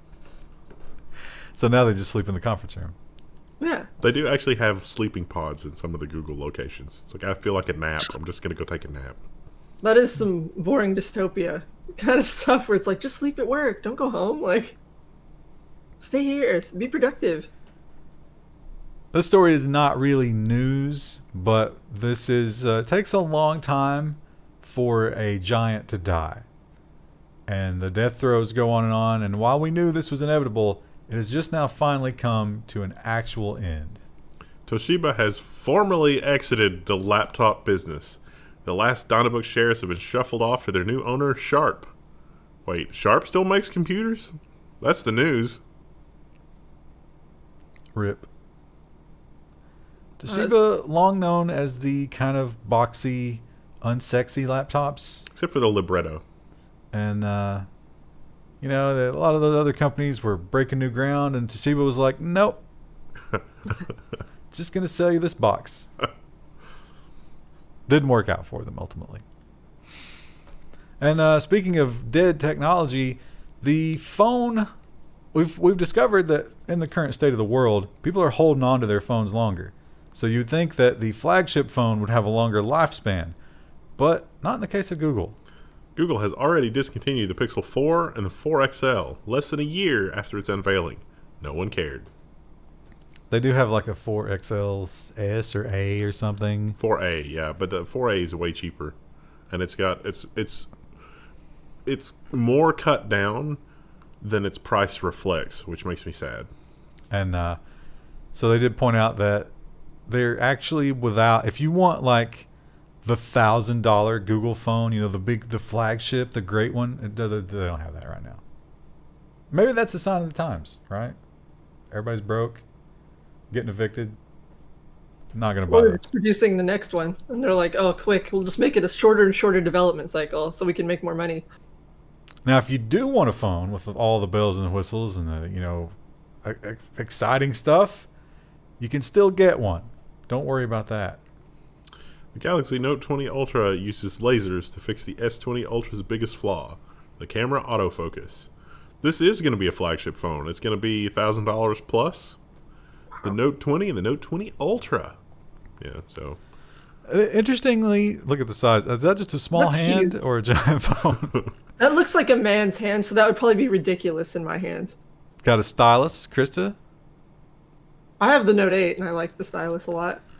And the interesting thing about it, one of them, they stuck with the curved edges, but then the bigger one, they said, no, just flatten those babies out. Make this thing a rectangle. I guess it's already a rectangle, but, sharp edges. I don't know. I don't know what I prefer there. I guess round is better in your pocket. Oh, that thing's so big. Could you even fit it in your pocket? Maybe not Check your real pockets. So this article, Firefox does not automatically translate. I'm not sure why. The German version was the only one I could find. There was a lot of stories about this everywhere. Even though I only did this last night. But it automatically translated for me, so I didn't really notice. Anyway. It's fine. It was a German company. I guess they broke the story. Yeah. But the story is a story of shortages, probably because of popularity. Yeah. Highs.de is reporting that the AMD Ryzen 4000 APUs are so popular that there's quite the backorder. This German company has a backorder of 1,600 for the Ryzen 7. You can still get the Ryzen 5, but if you want the Ryzen 7, the higher-end chips, you're going to have to wait. And AMD's already commented on this and said that they are ramping production just as fast as they can, and the demand has been much higher than expected. I strongly suspect there was a time before Zen where they produced a ton of APUs, and no one wanted to buy those APUs. And I suspect that they were hesitant to repeat that situation with putting in a large pre-order for APUs. They also weren't really sure what Intel was going to do. So it turns out Intel CPUs not super compelling for the ones that have been released so far, combined with how these are better than expected. And it's a good problem to have, I guess. Krista, I imagine, you think this is the word for microprocessor, or does combi mean, does that just represent the APU kind of it? Because I'm thinking that process. Krista, can you pronounce that K word? Hang on, I had already moved away from that article. Give us the whole headline. No. No. Burp. No. Crazy old German Krista. Dude, some people do think that I am a German citizen. I am not. I just have German hair. Thanks that. I've seen comments on like a Reddit. They're like, "Oh, the German girl." And I'm like, I'm not actually German. I mean, like, I have German heritage, but You should I'm go American. with that. I was born here. You should let people believe that. That's part of the reason I don't speak German is because I grew up in America, and anytime I've tried to speak German to my Oma, it's like comes out hillbilly German. not a good I'm pronunciation. sure Germany has country folk, right? Yeah, but they don't have the same sort of accent, I don't think, because my Oma always laughs when I try to speak to her. Well, the Note is not the only piece of hardware that's getting an update, although this update is not very exciting. Apple updates the iMac with new Intel processors and a better webcam. Oh, they finally moved from 720p to 1080p in this overpriced brick of aluminum. Really, What Apple? year is it? They're Yeah. really so they're really just now upgrading to 1080p. Yeah, Really? Not only that, just now the base model finally comes with an SSD. Up until now, 2020, the base iMac came with a mechanical hard drive, a Fusion drive. And there's every time I say this, there's always a bunch of people in the comments that are like, "No, Apple's implementation, the Fusion drive is trash, utter trash." And people always post in the comments like, "No, it's Apple's implementation is good." It's And not. it's like what, $2,000? Yeah, but now it's SSDs, which is tantamount to Apple admitting that yes, Fusion drives, where it combines mechanical and flash storage, as implemented by Apple, are garbage. $17.99 for the 27-inch and $10.99 for the 21-inch. I still can't get over the webcam being so low resolution. Even things like RAM upgrade prices are absolutely criminal for what Apple charges. Fitbit is not the only thing that Google is trying to gobble up. They are obviously, for a long time now, trying to get into your home. And Amazon, I think, it drank some of their milkshake there with the Ring. Drink it right up. And so they are trying to acquire companies that are already present in your home. Google to buy a stake in ADT home security push for $450 million. What Apple is banking on here is that ADT has an army of installers that are going to come and install an alarm system in your home. But Google really wants you to use the Nest thermostat and Nest cameras and all kinds of other stuff. But the reality is that high-resolution Ethernet-capable, Ethernet-networked cameras are fairly inexpensive. And the only thing holding most people back is just software. And you would be insane to pay the prices and the subscriptions for a lot of these like cloud camera things because you can just DIY it and it costs almost nothing. And they amortize the cost of that equipment over a long contract, and you pay a lot Yes. for it. Yeah. That free equipment, It was not free. no, far from it. And if you don't agree to like a 6-year contract, you don't get the free equipment. I don't even think you can do that with them. This is my favorite spaceship ever, even though it's not technically a spaceship, and this is not the final form, but it just looks like a big thermos, and that cracks me up so much. An early version of Starship takes its first tentative steps off Earth. Did you see how they put this together? They put this together in tents. Like they just, like the trucks, the semis drove up here, they unloaded it. They worked in tents, and they just put this together in the middle of nowhere, and we're like, all right, this works, and it took off. It was a little off-center, it was a little lopsided, but the rocket control software was apparently able to deal with that. Yeah, it's just, you can see the coils of steel where they've been joined. But, this is going to be the same kind of thing that will be under the nice, sleek shell of the actual Starship. But for now, this is just the guts and the propulsion system. And that's what they wanted to figure out whether or not it would work. It landed a little bit askew, but hey, it landed. Yeah. This is serial number 5. And they said they're probably going to retire it. Serial number 6 is almost ready. I mean, look at that thing. It just looks like it's filled with coffee. It looks like in old episodes of Doctor Who with the TARDIS that doesn't have the disguise, the chameleon circuit. That's what it looks like. I'm thinking it looked like the smoke grenade in PUBG because I throw those a lot when we play together. This is like, hey boys, who wants tomato soup? So much tomato soup. So that'll be cool. The actual propulsion system and the rest of the Starship and everything that this is really going to use doesn't exist yet. Still working on it. But they got this part done. Good news for Mars. Or bad news for Mars. Because the plague of humanity will be there soon. I was going to say, it's good news for the rich people on Earth. It's bad news for the poor people on Earth who will have to stay here after this planet's destroyed. It might be that, you know, the last surviving shard of humanity is going to embark to the stars on that. And that will lead to a really great horror movie when they lose their minds halfway there. That doesn't sound like a happy ending for humanity. Software is becoming more and more a integral part of our automobile experience. Cars like Tesla, obviously, but even your standard old school ICE engine cars rely heavily on software, which is not always good news. Honda recalls 608,000 vehicles for faulty software. They cause random reboots and problems with the backup camera. So the backup camera, okay, fine. But things like what gear you're in and what speed you're traveling are also bugged out on some of these Honda vehicles. And you can fix it by turning it off and back on again. Odysseys, passports, and pilots from the last 3 years. That's disappointing because, like, I feel like half the kids in America grew up driving around in Odyssey vans, and, like, you could just drive those right into the dirt. Yeah. And now that's not going to be the case anymore. Nope. They can't even fix them over the air. Oh, yeah, you got to go in for the software update. Schedule an appointment. I don't think it'll stop running. It just stops telling you what's going on. Yeah, yeah. I've definitely known people, or what gear you're in, especially in high school. Oh, it's automatic. I mean, most people are unaware of that anyway. I've definitely known people in high school who had cars where the instrument panel just didn't work. Yeah. So my first car, the instrument panel was really sketchy. Yeah, they made do. They'll be fine. Don't worry.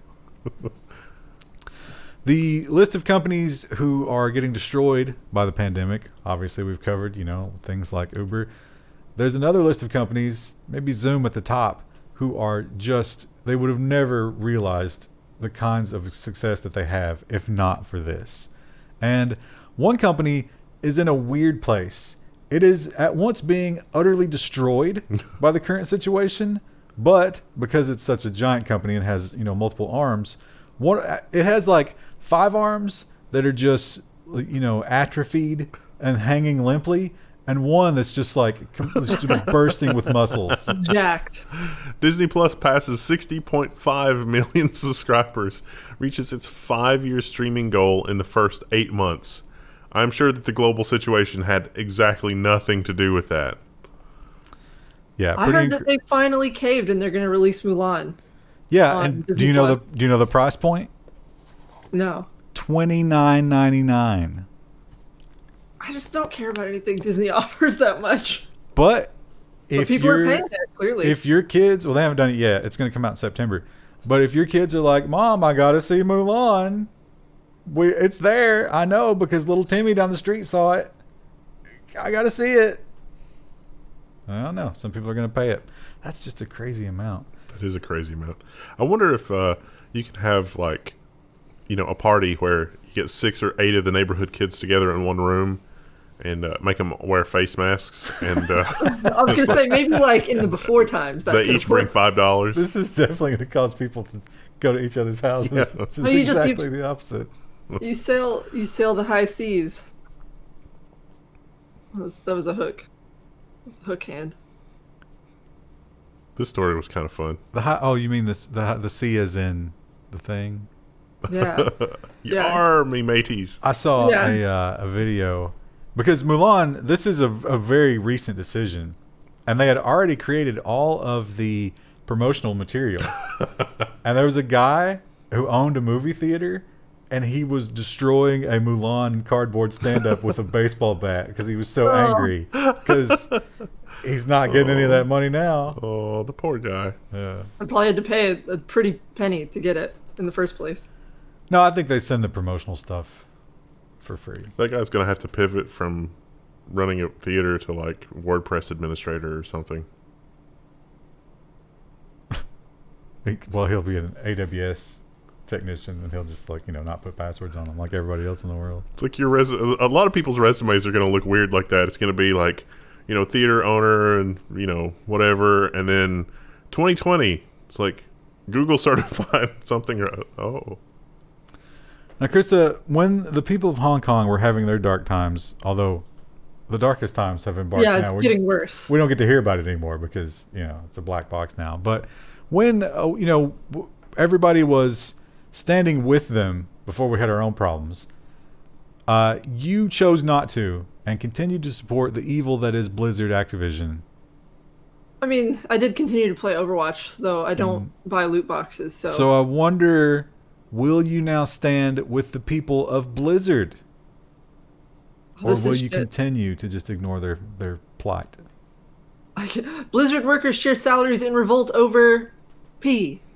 You've reached your free article limit. It's pay. Pay, yeah. So what's it going to be? You going to hang them up? I'm going to continue playing Overwatch because I've already paid for it. And how long has that game been out now? 4 years? It's not enough. What about Overwatch 2? Continue to milk that game. What about Overwatch 2? I don't know if I'm interested in it yet. I don't know what the mechanics are going to be. I think you're going to get it. It seems like the situation that precipitated this was Blizzard is doing amazingly well financially. I guess everybody's at home, everybody's playing WoW, and my husband included. Yeah, and then some people got their raises and their bonuses, but a lot of people didn't, or a lot of people only got a very, very small raise. And the CEO got his raise. It was $40 million. Yeah, so that made a lot of people angry. A lot of people probably thinking, hey, could have been 30. You could have carved up that last 10, and we could have all been very happy. Or with our compensation. What was it? We covered a company where the executive, he got an award like that, and he's like, no, this isn't right. I'm going to send it to my employees. And so he took his bonus and gave it to his employees because he's like, I don't need this. Right, and I'm sure that guy's a very rich man already. Yeah. So, I don't know, maybe, getting into a little bit of a socialism thing there, but so what did they do? They sent around a spreadsheet and said, hey, please put your current salary and the amount of your raise in the spreadsheet so that we can figure it out. Look and see. And they figured out collectively, I think it was less than 10%. Yeah. For most of the people who put. Now, Activision claims it was in aggregate more like 20%, but they're probably including the CEO in that number. Yeah. He probably drags the average up just a little by bit. A lot, yeah. It's a very contentious thing in terms of whether or not employees should share how much money they make. Most people don't want to, but a lot of people claim that empowers the companies. Yeah, you gotta unionize. Well, they are talking about possible video game creator unions. That was the one area of Hollywood that was not unionized forever is visual effects. The visual effects people just got run over by Hollywood constantly. I think we talk about this a lot, but it's the very reason I'll never have $30 million. But if I did have $30 million and I thought, okay, if I just take 20 instead of 30, I can really help a lot of these people. And I would even do it selfishly. Like if I do this now, they're going to be loyal and we're going to continue to have really good. And next year I'll get even more money. I'll invest in the future. But these people just don't think like that. No. Future is someone else's problem. And it could very well be that he doesn't plan to be the CEO in 2 years. Well, he wouldn't have to with money like that, but it's the challenge of it. It's like, can you, do this thing and take it to the next level? And the answer is no. Yeah. If he did that, the other CEOs would probably be like, what's wrong with him? Don't hire him. Yeah, exactly. They send a get well card. Now, we talked about QAnon last week. Some people did try to answer the QAnon question in the comments. I read some of them. I'm still not entirely sure. Google filtered a surprising number of them. I went in and approved them. It was like, this article is held as spam. And it's like, Google, I don't think this is spam. I did go in and approve them. Now, that was Twitter last week. Is that right? Yeah. Twitter banned them last week. And like most things in social media, when one big company does it, everybody just gets in line. Facebook removes QAnon conspiracy group with 200,000 members. So, this is the BBC News that's talking about this. And, yeah, I guess this is the world we live in now. Unrelated. Remember Sidebar. Remember the story that we were talking about, like the state attorney general, where they were like, you need to police more stuff online? Is this the result of that? I don't know. The New York thing? Yeah. I think so. I think, now I don't know enough about the QAnon thing to say whether I buy it or not, but it is definitely a question authority type of situation. Of course, they're using the Gadsden here, which, that's basically, if you are someone in power, that has to terrify you, which it's supposed to. Krista, what were you going to say about the sidebar? The sidebar, there's an article, Why the French Are Champions at Abandoning Pets. Is that a thing to be proud of? Why is this article here? Again, the AI has gotten very good. The AI knows that you're going to click on that. Does that mean I'm not going to click? it. Does that mean you're a champion at like no one does it as much as them, or are they doing it humanely? So one of the stories in here in the paragraph says, curled up at the very back of a cage sits a silent, hesitant, white-haired cat. Pom Pom's male owner gave her up after 15 years because he got a new girlfriend who didn't like cats.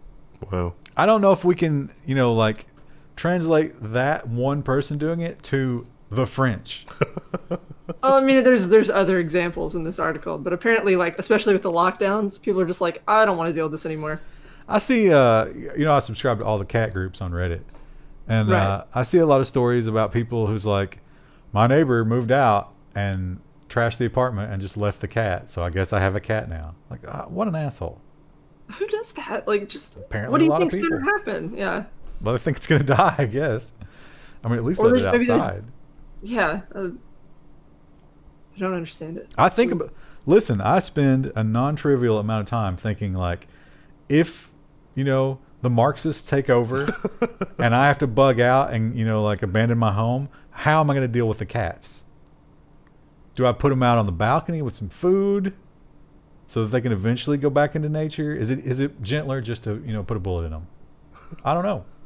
I'd say, but cats are pretty good hunters. You could probably just release not them. these But that would be cats. yeah, it's true. Aren't you? You should tell them the story you were telling us before we recorded about them being afraid of the. Oh yeah, they're afraid of the toy mouse that squeaks. Terrified of it. And anybody comes to my home, they're right under the bed.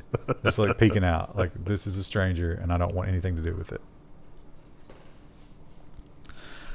Facebook, switching to social media. So the argument with Facebook, people have really been down on Zuckerberg because he refuses to censor Donald Trump.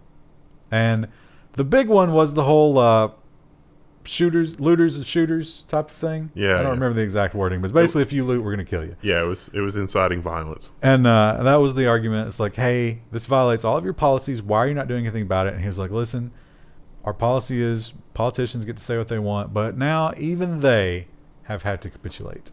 Facebook removes a Trump post over a false claim about the thing for the first time. The video in which the Trump wrongly said that kids were quote unquote almost immune.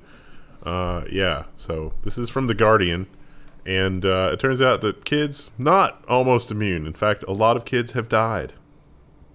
But Trump did double down on that statement later when questioned about it.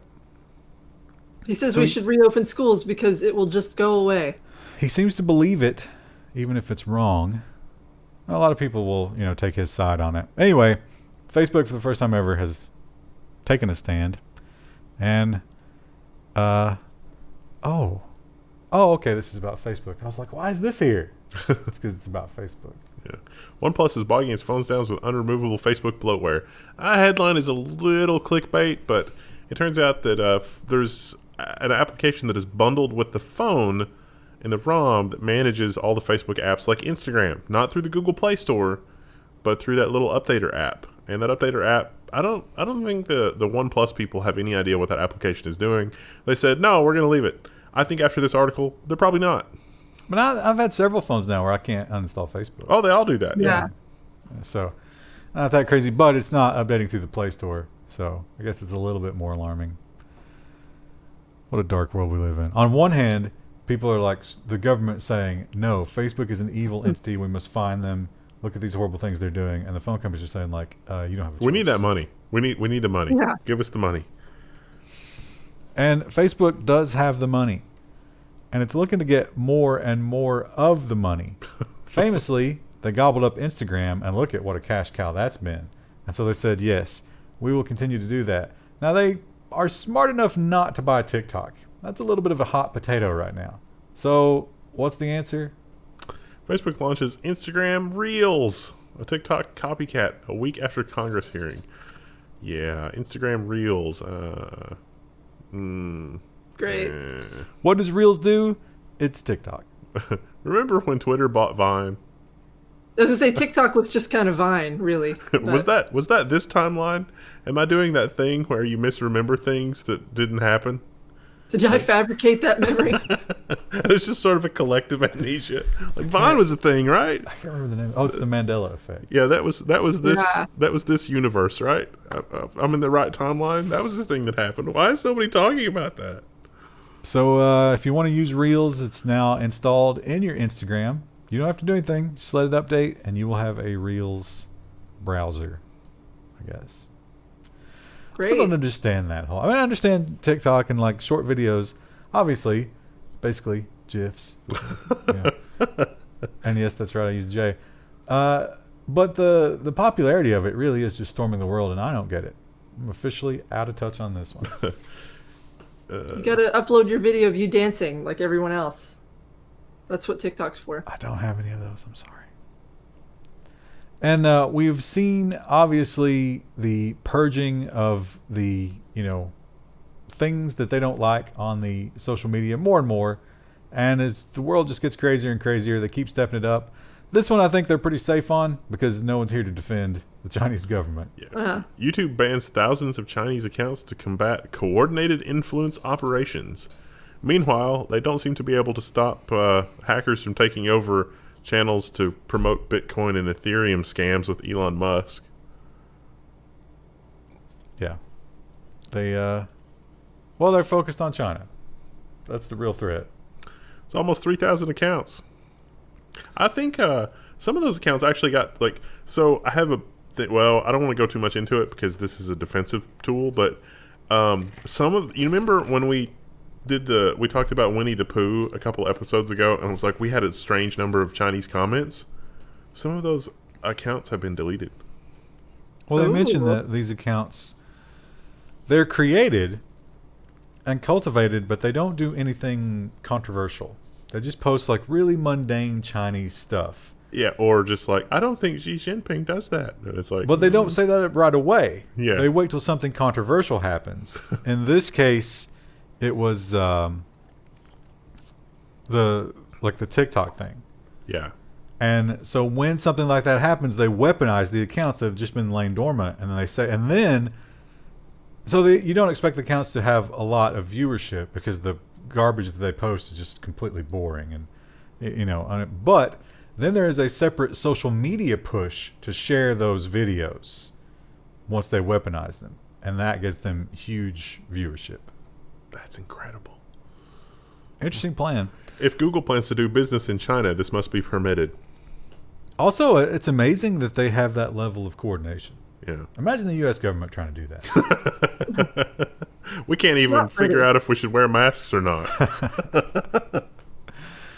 And finally, if you are a loyal notification viewer of the Level 1 news. Hello, Notification Squad. Welcome, yeah. We love you. Bad news if you depend on email for those notifications. YouTube will stop emailing subscribers about new videos next week.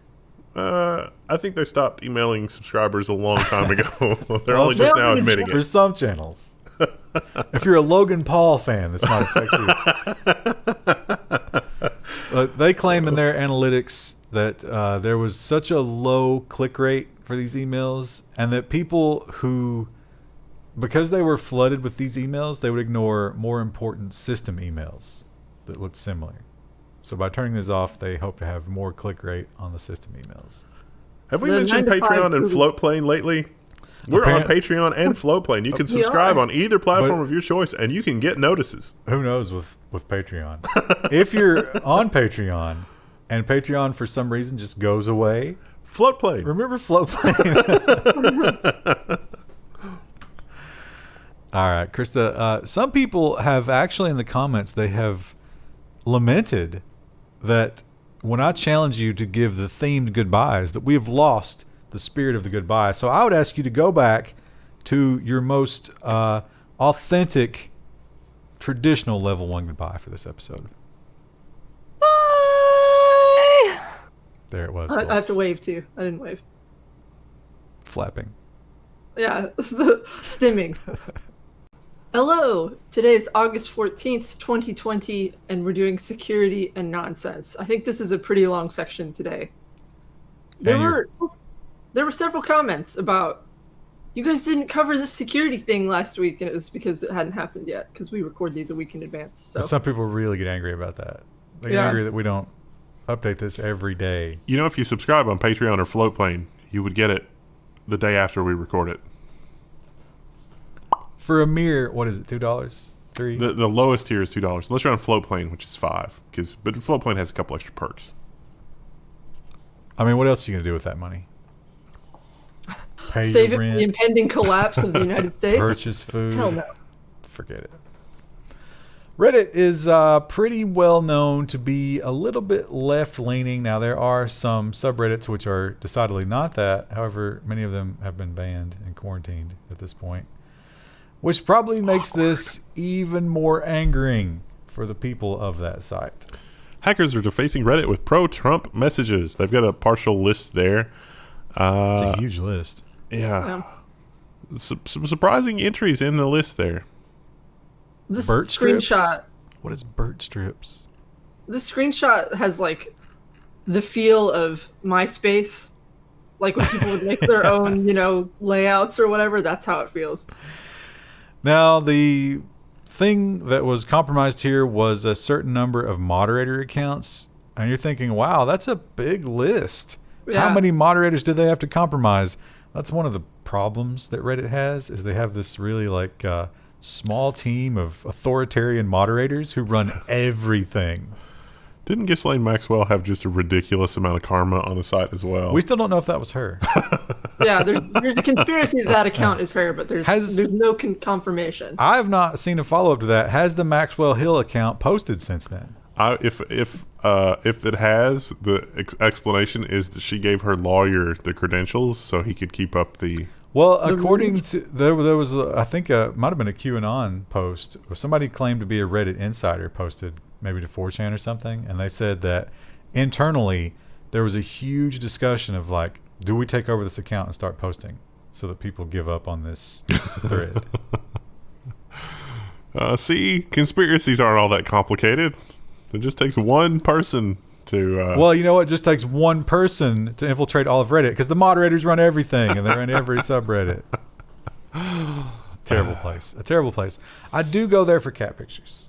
Our next story calls back to Monday when I was going on my little rant about Android being terrible, because this should not be possible. And this is exclusive to Android, and considering that people do a lot of the modern romance will often take place, as they say, when you slide into the DMs.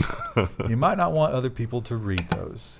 Twitter says security flaw may have exposed Android users' direct messages. So this is if you had the Twitter app installed on your Android phone and you had a malicious app installed on your phone, the malicious app could scan and read your private Twitter messages because those things were not secured properly. Did we hear that dog getting ornery back there? Yeah, she was having a dream, and she was yelping in her sleep. What do you think she's dreaming about? Probably the birds or the bunnies in her backyard. She finds those very upsetting. She wants to go play with them. And by play, you mean sort of a... Probably accidentally maul one. A George and Lenny type situation. Right? Yeah. What's the name of that book? It's completely... Tell me about the rabbits. Animal Farm? No, that's not Animal Farm. 1984? I can't believe I can't think of the name of that book. Engagement Challenge. The bunny book? Is that a Watership Down? No. It's George and Lenny, where George was... how do you describe him now? Mentally deficient in some way. And he loved to pet the bunnies, and he would accidentally destroy them. I feel like that's very much ruse. And then there was this young lady who let him pet her hair. Oh. It turned out poorly. Spoiler alert. Like 1946. Spoiler alert. It's too soon. Capital One. Hey, wait a minute. I used them. Oh, this is bad news. They had a data breach. Capital One to pay $80 million fine after data breach. Well, that's less than $1 a user. That's pretty good. That's smart money. They probably made a lot of money. not bothering with any sort of security. They could have spent that in just 1 year on the security team. Yeah, they've apologized, but that is a low number considering what happened. Still more than Equifax. I mean, not really. Like on paper, Equifax paid more, but in reality, not so much. Is it of Mice and Men? Oh, yeah. Yeah. I think it's of Mice and Men. Yeah. All of the books from that era have all run together in my head. It's a great read. If you got time on your hands, if you're just at home, maybe check that one out. George and Lenny. Living off the fat of the land. So, yeah, more of bad news for Android. Wow, not looking good. But one bright spot in this is that in an unusual step, actually maybe because this was so bad, the researcher was like, no, I'm not going to reveal this. No, this is... Although maybe they're just on the dark web, like, who wants it? Probably. Who wants it bad enough? Millions of Android phones are at risk due to the Achilles flaw in Qualcomm chips. So the demonstration video is the researcher played a malicious video, which would then allow him to completely take over the operating system and do whatever he wanted. And pretty much worst case scenario. These are the high-performance Qualcomm chips. They're in 40% of Android handsets and the more expensive 40% generally. It's over 1 billion phones worldwide. These are hardware flaws, probably not fixable. That'd probably be like Intel, where they'll have some kind of, sloppy code fix, but then they'll find more. Yeah. And it just gets worse and worse and worse. Yep. And oh boy, did people take us to task last week for not reporting this, but it happened after the recording date, so... Again, join Patreon or Floodplain. We don't have future sight. I'm sorry. Or don't if you're not in a position to do so. If I were granted future sight, I could say that I would fix this, but I would actually just use it to my own financial advantage, and I would not do this anymore. So, what can I say? Massive 20 gigabyte Intel IP data breach floods the internet, and it mentions backdoors, and Intel responds. So, the backdoors thing is probably a nothing burger, but don't know. You should not be downloading this. This is proprietary intellectual property. This was probably just stuff on like an internal Intel portal that they share. So this is probably not super confidential stuff, but more like the stuff that Intel shares with board partners who are building motherboards and systems around Intel components. Not just their CPUs, but also their management engine, network cards, stuff like that. Network interfaces, I should say. Do you see what Tom's Hardware was doing with this image? I do. It's clever. It's a more interesting photo than what we typically get for these kind of stories. So it's from Shutterstock. Yeah. What do you think they paid for that? $8. Yeah, I was gonna say like $10 maybe. How many clicks will they need to get to repay? They probably have a Shutterstock subscription. Yeah, they probably do. Yeah, usually like a yearly subscription for a big company like this.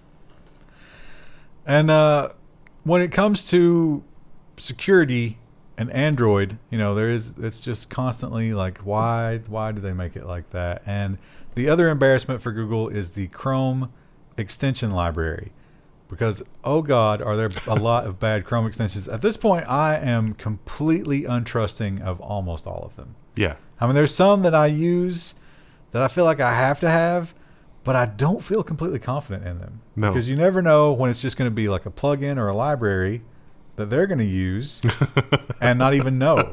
Not even know. We talked about that on Tuesday. Cluster of 295 Chrome extensions caught hijacking Google and Bing search results. These malicious Google Chrome extensions have been installed by more than 80 million users. Now, some of these were pretty obvious. It's like, why would anybody install that?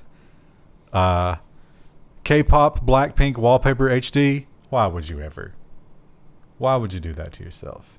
There's one of our editors has the dark mode, like dark mode everything, the web extension installed. And I don't know specifically which one it is, but it does some things that are deeply unsettling to me. And so when I use, I hear it. Krista. That's my house. I hear an alarm. What's happening? Is there a home invasion? No, a cop car just went by. Like, my neighborhood's kind of like a loop, so he like just looped around and then he disappeared the other way. So I don't know where he's going. Now, I gotta say, I am tempted by the Lil Pump HD new tab, but you just have to say no to these things. One tab's not in there, is it? How many people Oh, downloaded GTA 5 Grand Theft Auto to severe disappointment? I wonder if the Rockstar legal team even. It's like, what do you mean? There's a Google Chrome extension called Grand Theft Auto 5. What that does it doesn't. do? What? We didn't know we had to be sending cease and desist letters for Google Chrome extensions. That just never occurred to us. But the good news is, when one of these extensions inevitably steals all your passwords, you do have a way to find out if they are now being traded among the dark web. Nice segue. LastPass will now warn you if your passwords show up on the dark web. How does it do this? Have I Been Pwned? Researcher Troy Hunt has this amazing website, Have I Been Pwned? And whenever a password, especially a plain text password, makes it into a leak, he adds it to his database, but sometimes even hashes. So he will add the password hashes to his database. And so you can check your password to see if your password or your password hash has ended up in a leak. And you're probably thinking, wow, what a cash cow. He must be making a ton of money off of that. And you know what? That prince of a man is in fact not making a ton of money. It might be making a little bit.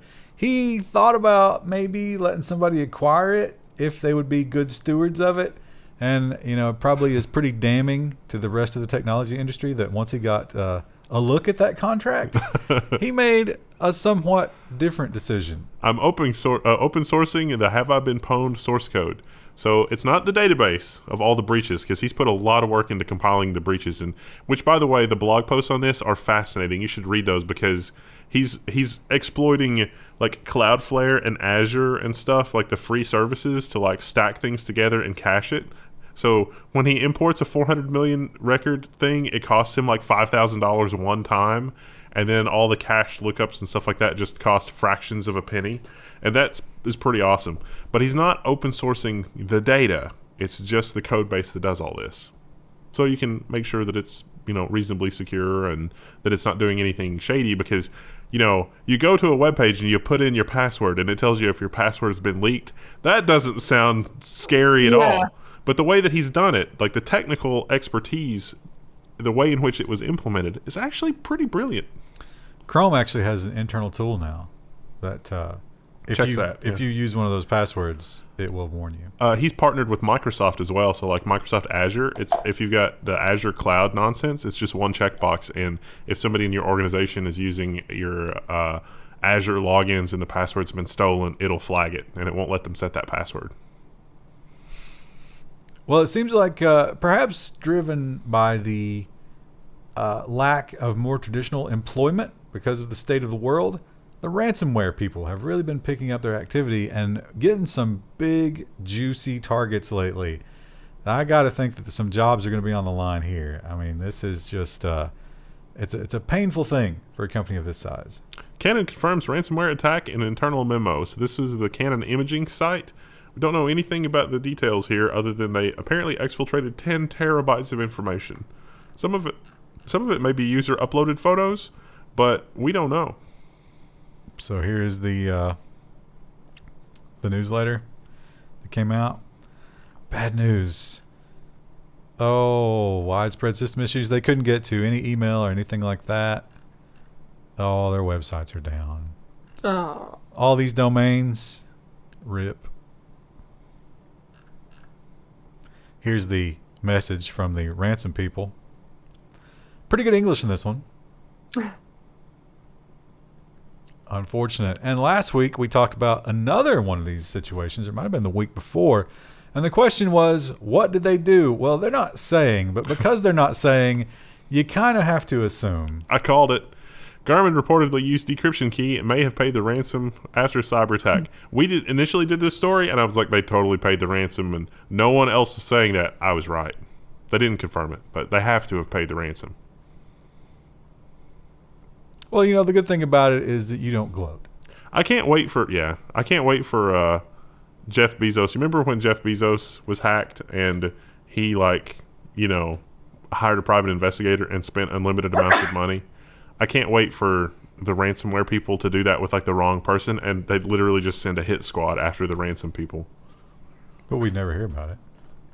The play already happened. It'll be done professionally and quietly. Well, the write-up that Jeff Bezos did for his thing was not done quietly, but it was done professionally, and it was amazing. What if he goes to the actual link to kill a person? There's some amazing author. Like, I want Stephen King to write that story. That would be an amazing story. Like, just get Stephen King in there, and it's like based on the true events of Jeff Bezos. Bestseller. Bezos lives in California, right? Yeah. No, has to be in Derry, Maine. That's the only setting. The obviously, if you're gonna hack, if you're gonna steal data, you're gonna use ransomware. You don't go after the common man. You go after the enterprise. And that is why when you are in the enterprise, you must take extra precautions and update your software. Hacker leaks passwords for 900 plus enterprise VPN servers. The list has been shared on a Russian-speaking hacker forum frequented by multiple ransomware gangs. So what happened here, there was a VPN appliance that had a flaw. Dude broke into the VPN appliance, planted malware to sniff the passwords, got the passwords, and then reported the passwords everywhere. Ouch. Also have the SSH keys. So if you do update, that's not the only thing that you have to do. Gotta you change also all have the passwords. Change everything. And the keys. Bad news. It's going to be a busy weekend. Probably already was. I love it when you get an incompetent system administrator and like they change the password, but they don't delete your keys from SSH. And you have to remind them. It's like, okay, you changed the password, right? It's like, is it okay if I try to log in again to make sure you change the password correctly? And they're like, what do you think? I'm an idiot? And it's like, I'm SSH'd in. And they're like, what? It's like, you didn't delete the keys. And then you shut down with system message. Yes, you're an idiot. Firefox, you got to hand it to them. They are constantly doing more and more stuff that is security minded. And of course, Apple stole a little bit of their thunder. With Apple was like, yeah, we're shutting down security for everybody else. Or we're increasing security. We're shutting down all that horrible stuff. Unless you're an Apple app, in which case it's okay. But this step by Firefox is going to be very aggravating to the advertising world. Firefox 79 clears redirect tracking cookies every 24 hours. So this is one of the mechanisms that the ad industry uses to keep track of you across the site. So like if you've ever been looking at something on a website, like, oh, I might buy this from Lowe's, and then you're browsing Google later and you get an ad for Lowe's that's like, hey, buy this thing at a discount from Lowe's.com. Those retargeting pixels and those tracking cookies, that redirect mechanism is part of how that works. So the idea is if they were to delete all your cookies every 24 hours, that would get annoying because you want some of those to just make your life easier. Although, a lot of people would argue just deal with the annoyance and not have that horror in your life. Yeah. But they're saying that we are pretty good at telling the good ones from the bad ones, and the ones we identify as bad, we're going to just flush out every 24 hours. So unless you are constantly on these sites that are using these horrible things, then you should get the reset. And the next time you do it, they won't be able to see that you're the same person. Nice. And speaking of horrible spying, how about Windows? They do a lot of it. And they have some controls now that lets you opt out of it, but probably not really. They're really never going to let you opt out of it. And a lot of people have gone to some really great lengths to stop it. And there's a variety of ways you can do that, but Microsoft is getting hip to that. Windows 10, the host file blocking telemetry is now flagged as a risk. So what you can do with your host file on your Windows machine is set up entries that redirect common Microsoft URLs to just localhost or some other web page. So you can set something so that if you're trying to make a connection to a certain domain name, it'll never go anywhere. It'll never leave the local machine. And so that's the thing that's being flagged. Now, I talked to somebody at Microsoft about this, and they said the reason that they're doing this is because they get so many tech support questions from people that do this, and then actually try to use the Windows Store. Because it turns out that all of the telemetry and all of the domain names and all this nonsense for the Windows Store is the same as the Windows operating system. So if you actually want to use the Windows Store, you have to allow some of these domain names. I think that was intentionally designed by a really just terribly evil person to be like, all right, I'm going to make parts of Windows break if you don't want to be monitored, if you don't want to consent to the telemetry. But that's why they said they were doing this. Of course they do it that way. You can click enough times to say, just leave me alone and let this happen. They will still let you do that. For but now. then if anything really bad does happen to your host file, you will get no notification. But my host file has never been molested outside of myself. I don't know how common that is. Spybot Search and Destroy used to manipulate your host file. There were a number of Windows products that would manipulate your host's file to black hole, like tracking domains and advertising domains and things like Blue Kai and that kind of stuff. I should have put this with the other leak. This was a bad sort. Look at this good stock photo. I do love the stock photo. It does perfectly communicate what's happening here. Source code from dozens of companies leaked online. Source code from exposed repositories of dozens of companies across various fields of activity, tech, finance, food, e-commerce, manufacturing, is publicly available as a result of a misconfiguration of their infrastructure. No! Not this thing that happens literally every week and every day. So yeah, they found some, it was a specific, I think it was like a Chinese company or something. And they had a bunch of big names, big names. It's not the same as these companies leaking things. I don't think it was a terrible leak in that case. Looks like the same as like the Intel thing, but still embarrassing. It's always that third party. Go look at it if you're brave. But don't blame us. And moving on to nonsense, the Panda has long been the poster boy. Well, I shouldn't say boy. The poster bear. Poster bear. Of the conservation world. The WWE, or no, WWF. All right, yeah. Because they took the name from the WWF and made them become the WWE. Their icon is the panda because it was long believed if we just save the pandas, much like the U.S. government's ideas about the economy, there will be a trickle-down conservation If we effect. just save the billionaires, they'll take care of us. Exactly. So trickle-down conservation. It was the pandas at the top and everybody else under them, but maybe we were wrong. Study. Saving pandas led to the downfall of other animals. This is a fascinating story. You should go read this. It's like, what was it? Go ahead. It's all canines, or not canines, but like predators that it affected. Well, and deer. Apparently, the population of deer just exploded because there were no predators. Yeah, whatever you do to help the pandas, it disrupts things. Surprise!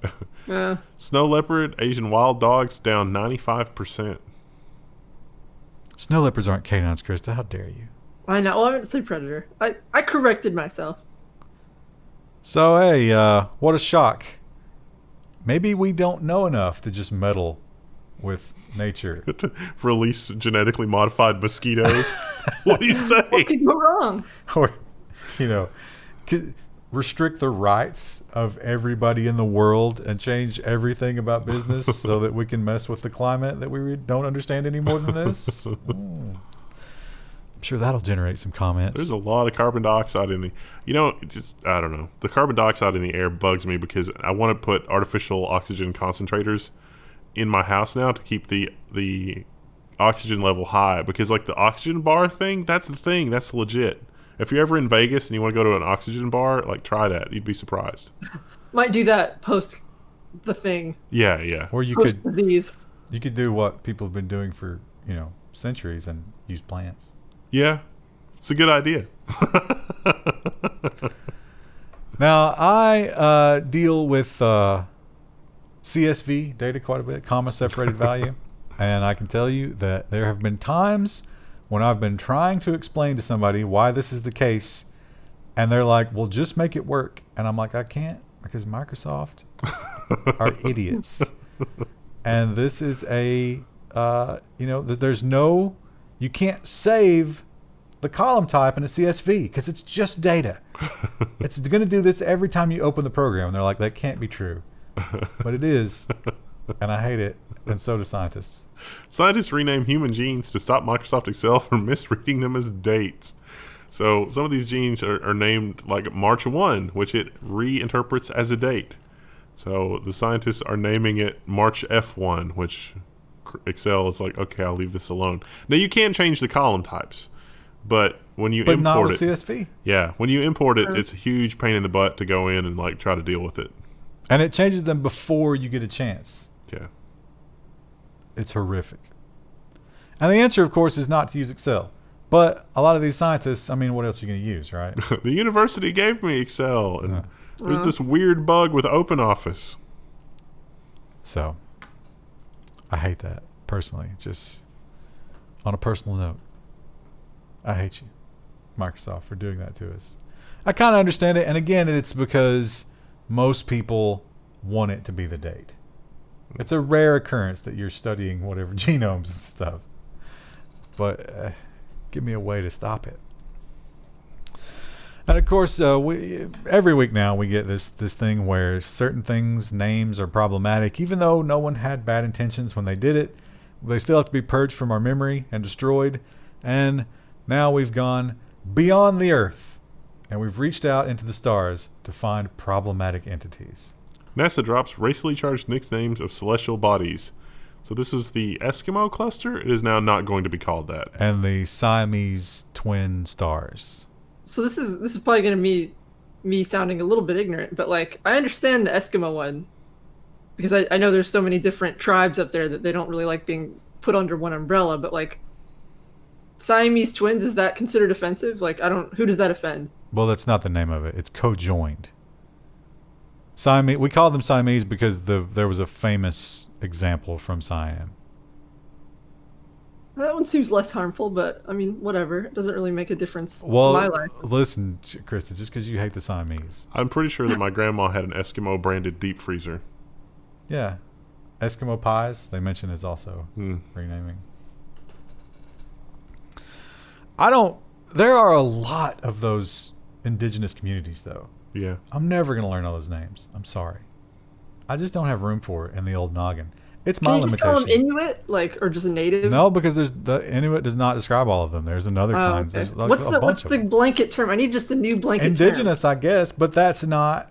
I guess term. Not specific to the Arctic. Yeah. It's as descriptive as Eskimo. Apparently, Eskimo meant raw meat eater. Because that's common in the Arctic. Yeah. Yeah, they were just like So it's killing like those seals and eating the fat and stuff. Well, I guess Arctic it's insulting. I don't know. indigenous. Yeah. They need a new term. I'm fine if they don't want to be called that. That's fine. But like I just want to know what term to use. You know what we should do? Much like a sports stadium, we should let a different corporation every year bid for the chance. So you could have like, oh, this year they're the Pepsis, and they'll get a big check to help them out. How about that? You know what? I want to start a business that like we'll take 10% and we'll coordinate all that. All of the oppressed people of the world will give them corporate money, but they have to change their name to that corporation's name. I really want to see like sports team versus sports team. It's like the Amazon delivery warehouse workers versus the Apple assembly team. They're never giving those people enough time off No. to participate. No, they're professional athletes. It's just that the name of the team name, is the mascot. yeah.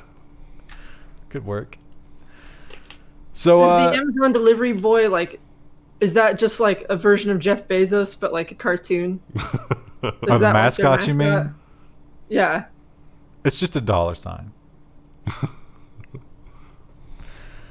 And the other thing that we have to worry about in this new age that we live in, where certain things are wrong and you don't know why, and you're trying to negotiate that minefield, and one of them is gender. And Samsung, they're trying. I don't know that they understand it, but I don't know that I do either. So maybe we can give them points for this. I don't know. Samsung Unpacked. Tech World reacts to gender fluid Galaxy Note 20 Ultra. Yes, that headline is not a typo. Now, Krista, I'm assuming you didn't read this yet, which is good. No, I didn't. Because I want to poll you. Now, you are someone who works in design. You're attuned to colors. Apparently, Right. you see colors when you listen to music, which turns out not everybody does that. Apparently that's weird, yeah. Yeah. So what color, without scrolling down, what is the color of gender fluid? Silver? Wrong. Oh. Turns out it's a kind of a copper-ish deal. It looks like millennial pink. I think pink would be gendered. It does have kind of a pinkish hue to it, though. Yeah. Yeah, I don't. That doesn't say gender fluid to me. I don't associate. Maybe that's the point. That I don't think maybe that's a translation error from South Korean. Could be. Yeah. What were they trying to say, though? I'm sitting here thinking like they could have just made the phone like easier for smaller hands to hold, and that would have been a more like important feature. They also have these new the name, but they also have these new earbuds, which are 100% beans. They Kind of adorable, though. I don't hate them, but when people did side by what if it side. gets lost in your ear? Well, if you look at that's just one. It's not there's actually a little bud if you scroll down a little bit. Oh, okay. When you squeeze the bean and then like the guts come out. Although weirdly enough, like this is very contoured versus everybody else. It's almost like a feminine curve, which is not gender fluid at all. Looks kind of like a kidney. Kind of problematic. I personally don't like earbuds, so that's just a non-entity to me. But ugh. So courts are now being done remotely because who wants to sit in a room with a bunch of other people who might get you sick? And we've been using Zoom to do some court hearings. Now, this cannot be blamed on Zoom. Zoom did increase the security a little bit. They did add some controls for this kind of thing. This is just the court and the judge not really understanding technology to hilarious effect. Zoom bombers interrupt. The headline is Twitter hack Zoom court. How did I messed that up? Twitter hack Zoom court hearing interrupted by porn video. I'm not going to say the headline because I fear demonetization. Zoom bombers interrupt the bond hearing for the alleged Twitter mastermind. So the judge had to postpone the hearing. Now, the problem is you need to set these things to be administrators only in terms of microphone and screen sharing. They did not do this. No. Anybody involved who they pretended to be reporters from some various, large newspapers, they got in and they caused chaos. Yeah. The best part of this article is like the picture at the top where the judge looks very concerned. It's clearly reacting. It's like, what am I looking at? Did I leave a tab open? Oh, God. This is the worst day ever. But no.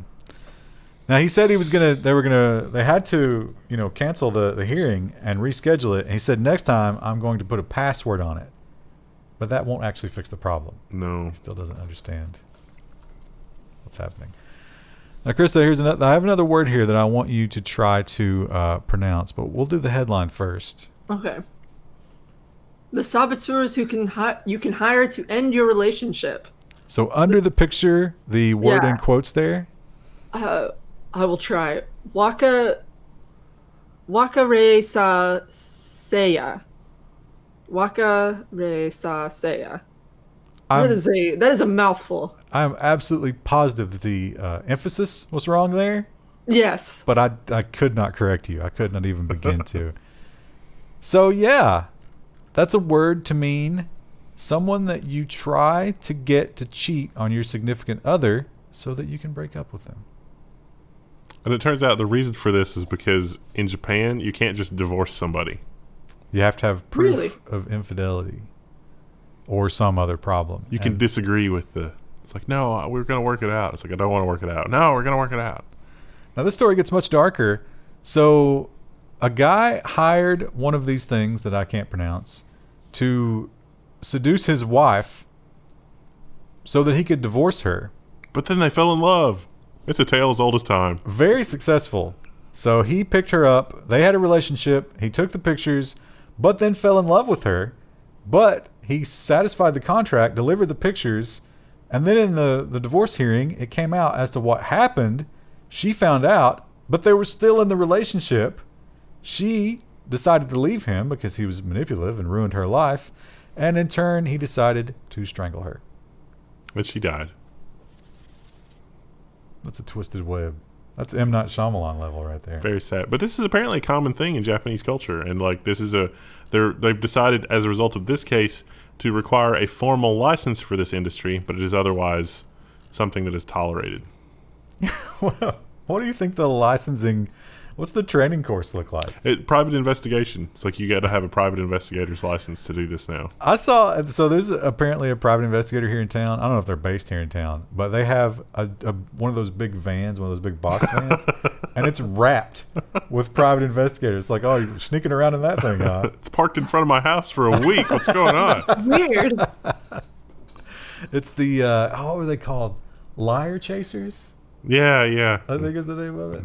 Like, wow, way to be inconspicuous.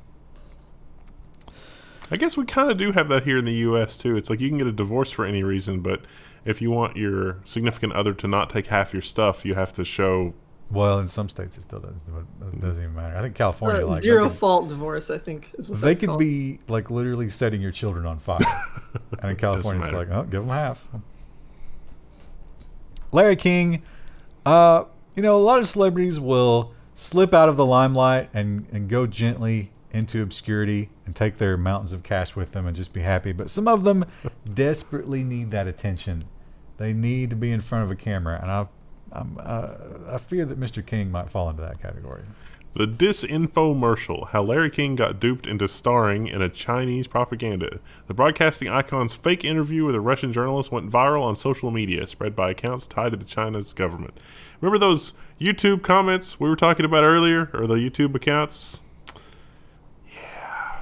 This is amazing. You should go watch this. So Larry had his own. He's got his own production company now. He's not on TV anymore, like the major channels, but he has his own thing, and they kind of pull back the curtain here, and it's Larry at 85, just shuffling in front of the camera and reading whatever they put in front of him.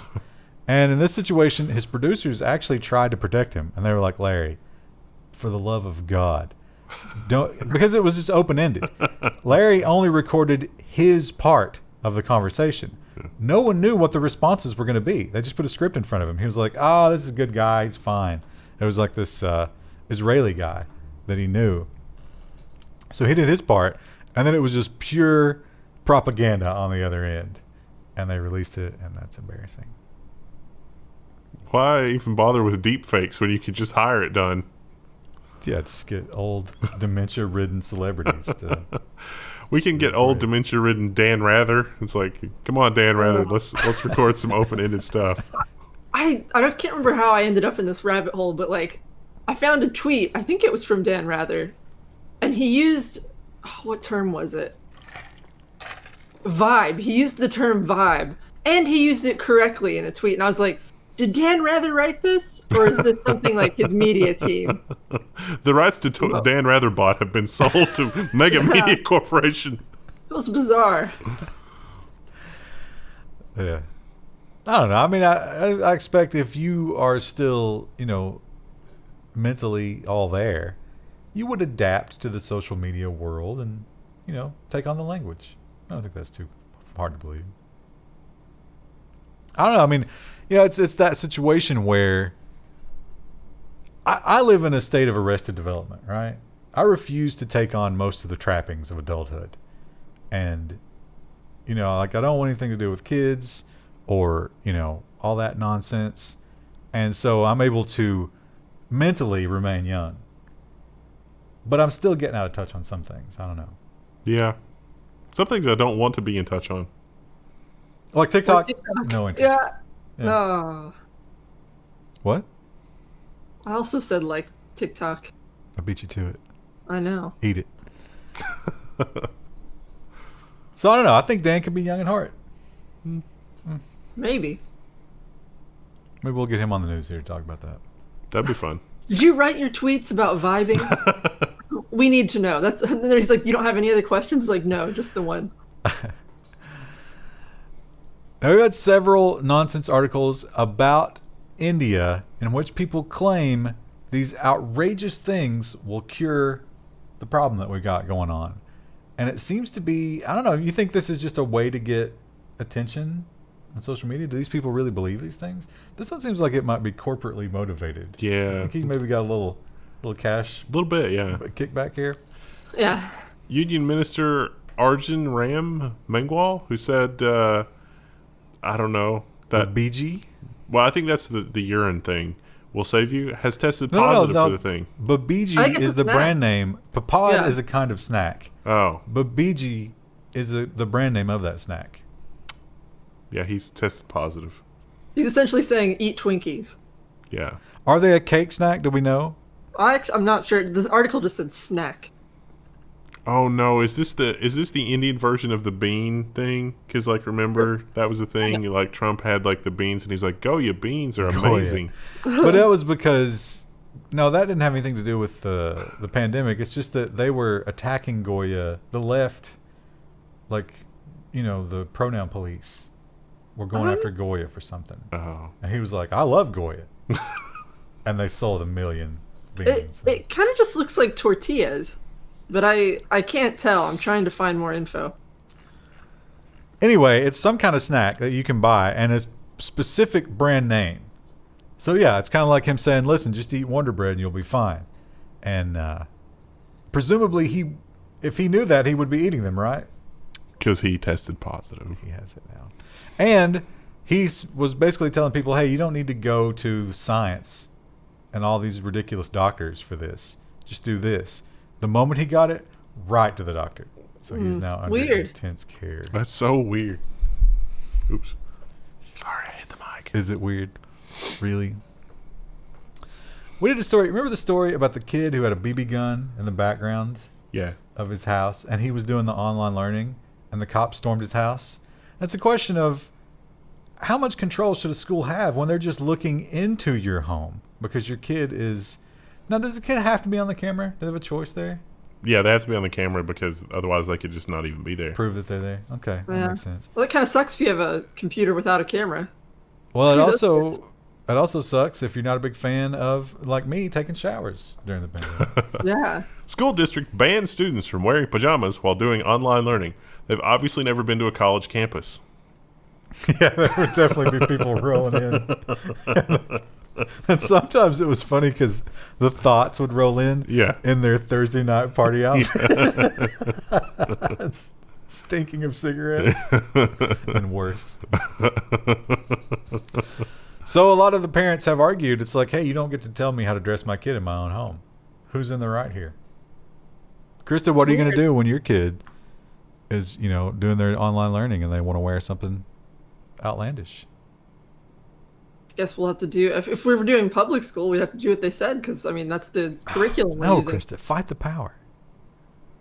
I mean, if you're at the public schools, you've got their thumb on you. You got to pick your own curriculum. No, you take a thumbtack and you drive it in. And you bathe in their blood. So I found this out recently. If you are a foster parent, or I think even if you adopt a child, I don't think you can do any kind of like alternative like homeschooling or anything like that. You have to do public school. I agree So with that. that. Kind of sucks. I agree with that if you're getting money. And you Yeah, usually but do like- get money, right? That kind of sucks though, like in this sort of particular scenario where it's like, oh, hey, you're a foster kid, so we're just going to send you to the public school even though you could do remote learning normally. Weird. Yeah, but then you could get some really crazy stuff going on with homeschooling. Yeah, I mean, Yeah. I understand why they have that in non-pandemic conditions, but it's like, I wonder if there's like weird edge cases now that. But you could really influence their mind. Like if they didn't have those rules, Scientology could just harvest Yeah. the foster homes Yeah. and just have them forever. I've been watching those police Well, and it's like a confession good videos. thing too for the kids because then they get to go back to school and see teachers that they're already used to. Anyway. I've been watching those police confession videos. One of them, this guy, there was a family, and they already had kids, and they took in this foster daughter, who was a real Hellcat, and she seduced the father, and she was like, "We need to be together," and he was like, "I can't. I've got the wife." So she was like, "Oh, don't worry about that." And he was a trucker, and he left for the week, and she was like, "Yeah, just stab the mom to death." Wow. Yeah. Well, I was thinking about fostering, but maybe. Huh? Don't get a 17-year-old girl. That's all I'm saying. I don't know if you have a ton of choice over placements. I'm just starting to research it. Yeah, you should be in there. So like, listen, where's your menu? So Kentucky does have like a website with pictures of all the kids who are currently in foster care. And it's weird because it feels when you look at it, it's like, I feel like I'm on Pet Finder, Yeah. but I'm looking at human beings, and that's strange. Like, Have these children been tested for FIV? yeah. So you can give them a little blurb too, like about things they're interested in and what their favorite subjects are in school. It was strange to look at. the protests, the movement that we've currently been seeing in the world, or in the country at least, has definitely been anti-cop. That is a sentiment that's really pervasive right now. And it's weird how far people will go in their condemnation of all things law enforcement. Kindergarten cop screening canceled in Oregon, accused of glorifying police traumatizing children. I did Get not. down. I didn't watch the same movie that they watched. Apparently, Yeah. So now none of the kids in the movie they point out were under investigation, and he did not actually use his police powers against any of them. It was a father who was dealing drugs, but there was a shootout in front of the kids, and they constantly mention the school to prison pipeline. that is a real thing. That is a real thing, but I don't think that really happens in Kindergarten Cop. And I don't think we can blame Governor Schwarzenegger for any of that. He's blameless here. Come on. Let him get his residual checks. I don't know about you, but I have no desire to get on an airplane when it's unnecessary. Yeah. Yes. But apparently some people do, to the tune of several $100s that they're willing to be separated with in order to fulfill that need, I guess. EVA Air introduces a special flight to nowhere on a Hello Kitty plane. I've been on this plane twice. Would you Really? pay $200 to spend 3 hours on it again? The last time it was a lot more than that for a lot more hours than that, because this was the flight to Taiwan a couple of times. Do they only have the one plane that's Hello Kitty? I believe so. They've got another one that's themed something else, and it is like the first time you experience it, it is surreal. So yeah, this now they did a previous program for people who were just jonesing for the plane experience, but they never took off. They just taxied around a little bit. This one is actually going to go into the air, fly around the city so you can look out and enjoy the buildings, and then come back and land in the exact same spot that you left. I actually have a lot of B-roll of it from that kind of thing. I got at the airport while I was in Taiwan. They claim that this jet. Did you get the 3 Michelin star meal when you were on the jet? No, I did not. That's reserved for not the class that I was when I flew. Yeah. So yeah. But the meal, like the meal that I had in my regular business class or whatever it was superb. Easily the best airline food that I've ever had, and probably better than most of the restaurants around here. All right, well, I've never been on an airplane where I've needed to eat a meal. Like, I mean, they give you peanuts and stuff, but like 15 hours, Krista. Yeah, I 15 know. hours. I've never been on a flight that long that I would need to eat like dinner or breakfast but or whatever. it also gives you something to do while you're sitting there being bored out of your mind. Yes. Keeps people, you get some food in your belly, get a little drowsy. And it's good food. It really is good food. And they'll bring you more. You should push to see how far you can take that. See if you can eat the entire airplane's worth of food. Well, I'm contrasting to my experiences on, like, say, U.S. Airways, where it's like, can I have a second bag of peanuts? And they look at me like, no, you don't need a second bag of peanuts. Shut your mouth, pig. Yeah, pretty much. Now, that I always include black hole stories. It never fails because Krista's unrealistic fear of them. And now, I've never felt strongly about the black holes. I really only include them because Krista's fear, and it's hilarious to talk about that. But now I am decidedly more pro black hole based on this story, because I've found out that black holes are actually a kind of birth control for the universe. And I support birth control in all its forms. But this one, the black hole fails to do its job. I didn't realize black holes really had a job, Well, but they do. I would like to know more. And it's population control for stars, basically. Wow. The more we learn, the more we realize we have no idea what we don't know. I also like how they always have to have a picture of a black hole, but you can't have a picture of a black hole. So you get these just various crazy things. This was an X-ray. So it turns out the black hole exudes super hot. It's not air. It's X-rays? energy. And that super hot energy calms down the stars who want to breed prolifically. And it's like, no. Instead of a cold shower, it's more of a hot shower that calms them right down. This black hole, for whatever reason, it's just taking some time off. And the stars are just out of control. Little star babies everywhere. Everywhere. All these Jupiter-sized planets just initiating fusion.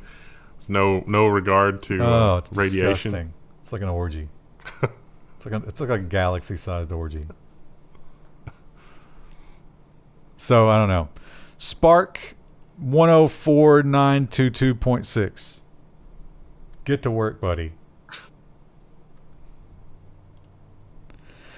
Krista, how often do you have to leave the puppet home? I guess less. Not much right than ever. now. But during the work days, I remember when you first got the dog, there was a lot of back and forth. Yeah, because she was little and she couldn't hold it all day, so I would go home at lunch and let her out to pee. Now you don't put her in the cage anymore, right? No, she doesn't have to do that anymore. She's good now. When she was a puppy, she would tear stuff up. So what do you think she does while she's just chilling out at home? I think she probably does what she does now, which is she sleeps, she gets up and like she'll pitter around the apartment and like chew on her toys, and then she goes to the window and like looks outside. She puts her little chin on the thing and looks out. Do you ever leave the TV on for her or anything like that? I used to when she was a puppy. I don't really anymore. Well, I know that you are a Spotify customer, I am. so you have no excuse. Spotify launches playlist for dogs left home alone. There's actually a huge YouTube category for this as well, because again, when Rue was a puppy, I was afraid she would be like freaked out by like neighbors and stuff like that, so I would leave YouTube playlists on of like 8 hours of calming, relaxing music for dogs. Hey, Reuters, I got an alternative headline for you. Spotify defrauds advertisers by playing advertisements for dogs.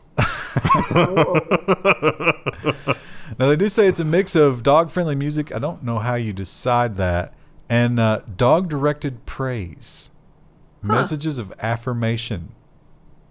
Who's a good boy? Now, Who's a good girl? Remember the story from about 2 months ago where the dogs really did not interact well with non-anthropomorphic devices that were emitting human speech? It was a very low engagement from the dogs. My cats have no interest in the speakers. Like, it's just noise to them. They don't care at all. But, you know, the mouse toy could make the same noise, and it's just blood-curdling fear. We were watching a movie yesterday, and there was a scene where, like, you could hear Russian over an intercom. And Rue was, like, almost asleep, and she immediately, like, perked up and looked at the TV and, like, cocked her little head. Oh, my She was God. confused. She's a communist plant. She's an agent. She might be. I was like, do you understand that, Ruru? Why did you look up when you heard that? No. She was like, is it time to activate? Do I kill them now?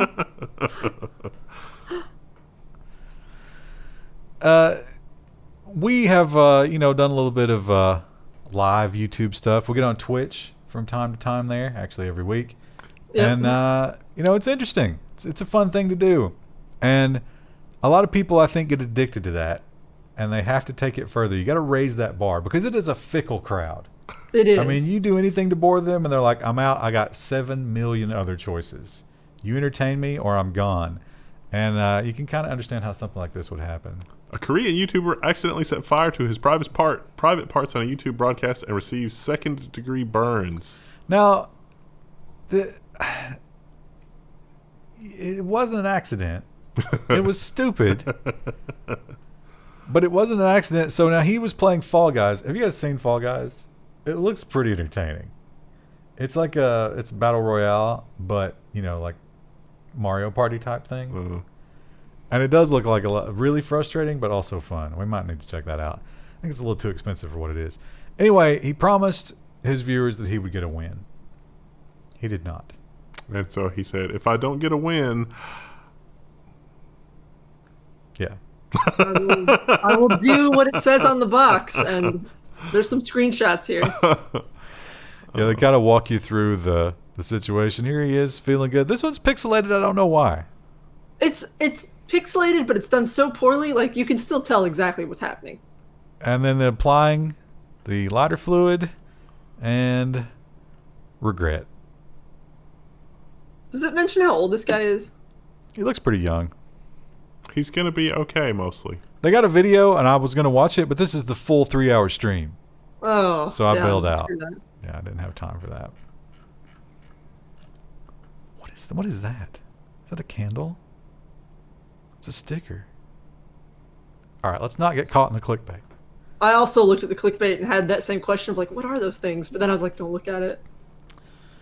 Now, there are a lot of the narratives of tragedy to do with the current situation, the pandemic. And one of them, maybe one of the most tragic of all, it tied in a lot of the social themes that we have going on right now. It was a Native American. It was a teacher.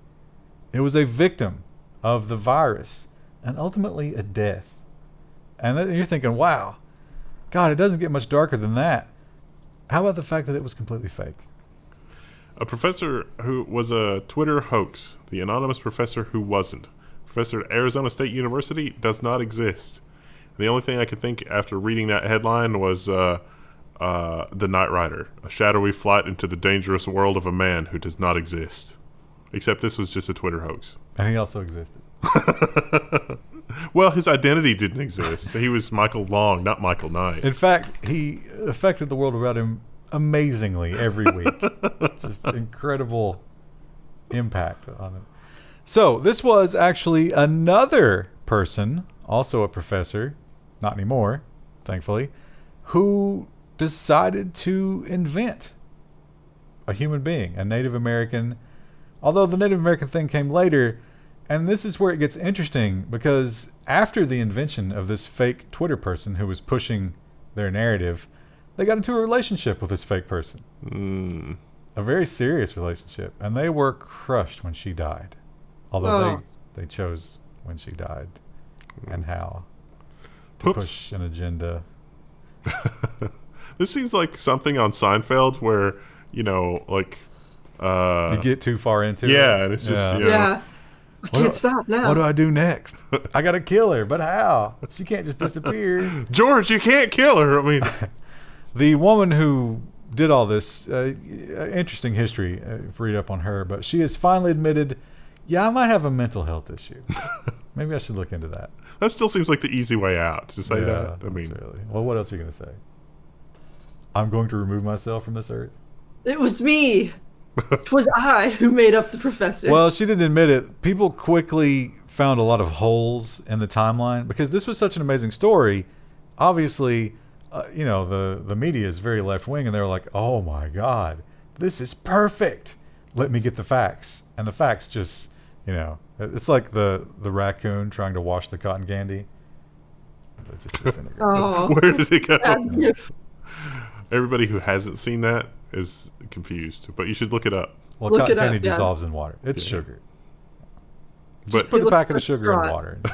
But the raccoon was like, I'm going to wash off my food, because usually they're washing nuts off, which is actually a smart practice. It didn't know.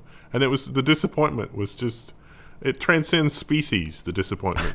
What if for the rest of its life, it no longer trusted the wash, and it was just riddled with disease and infections?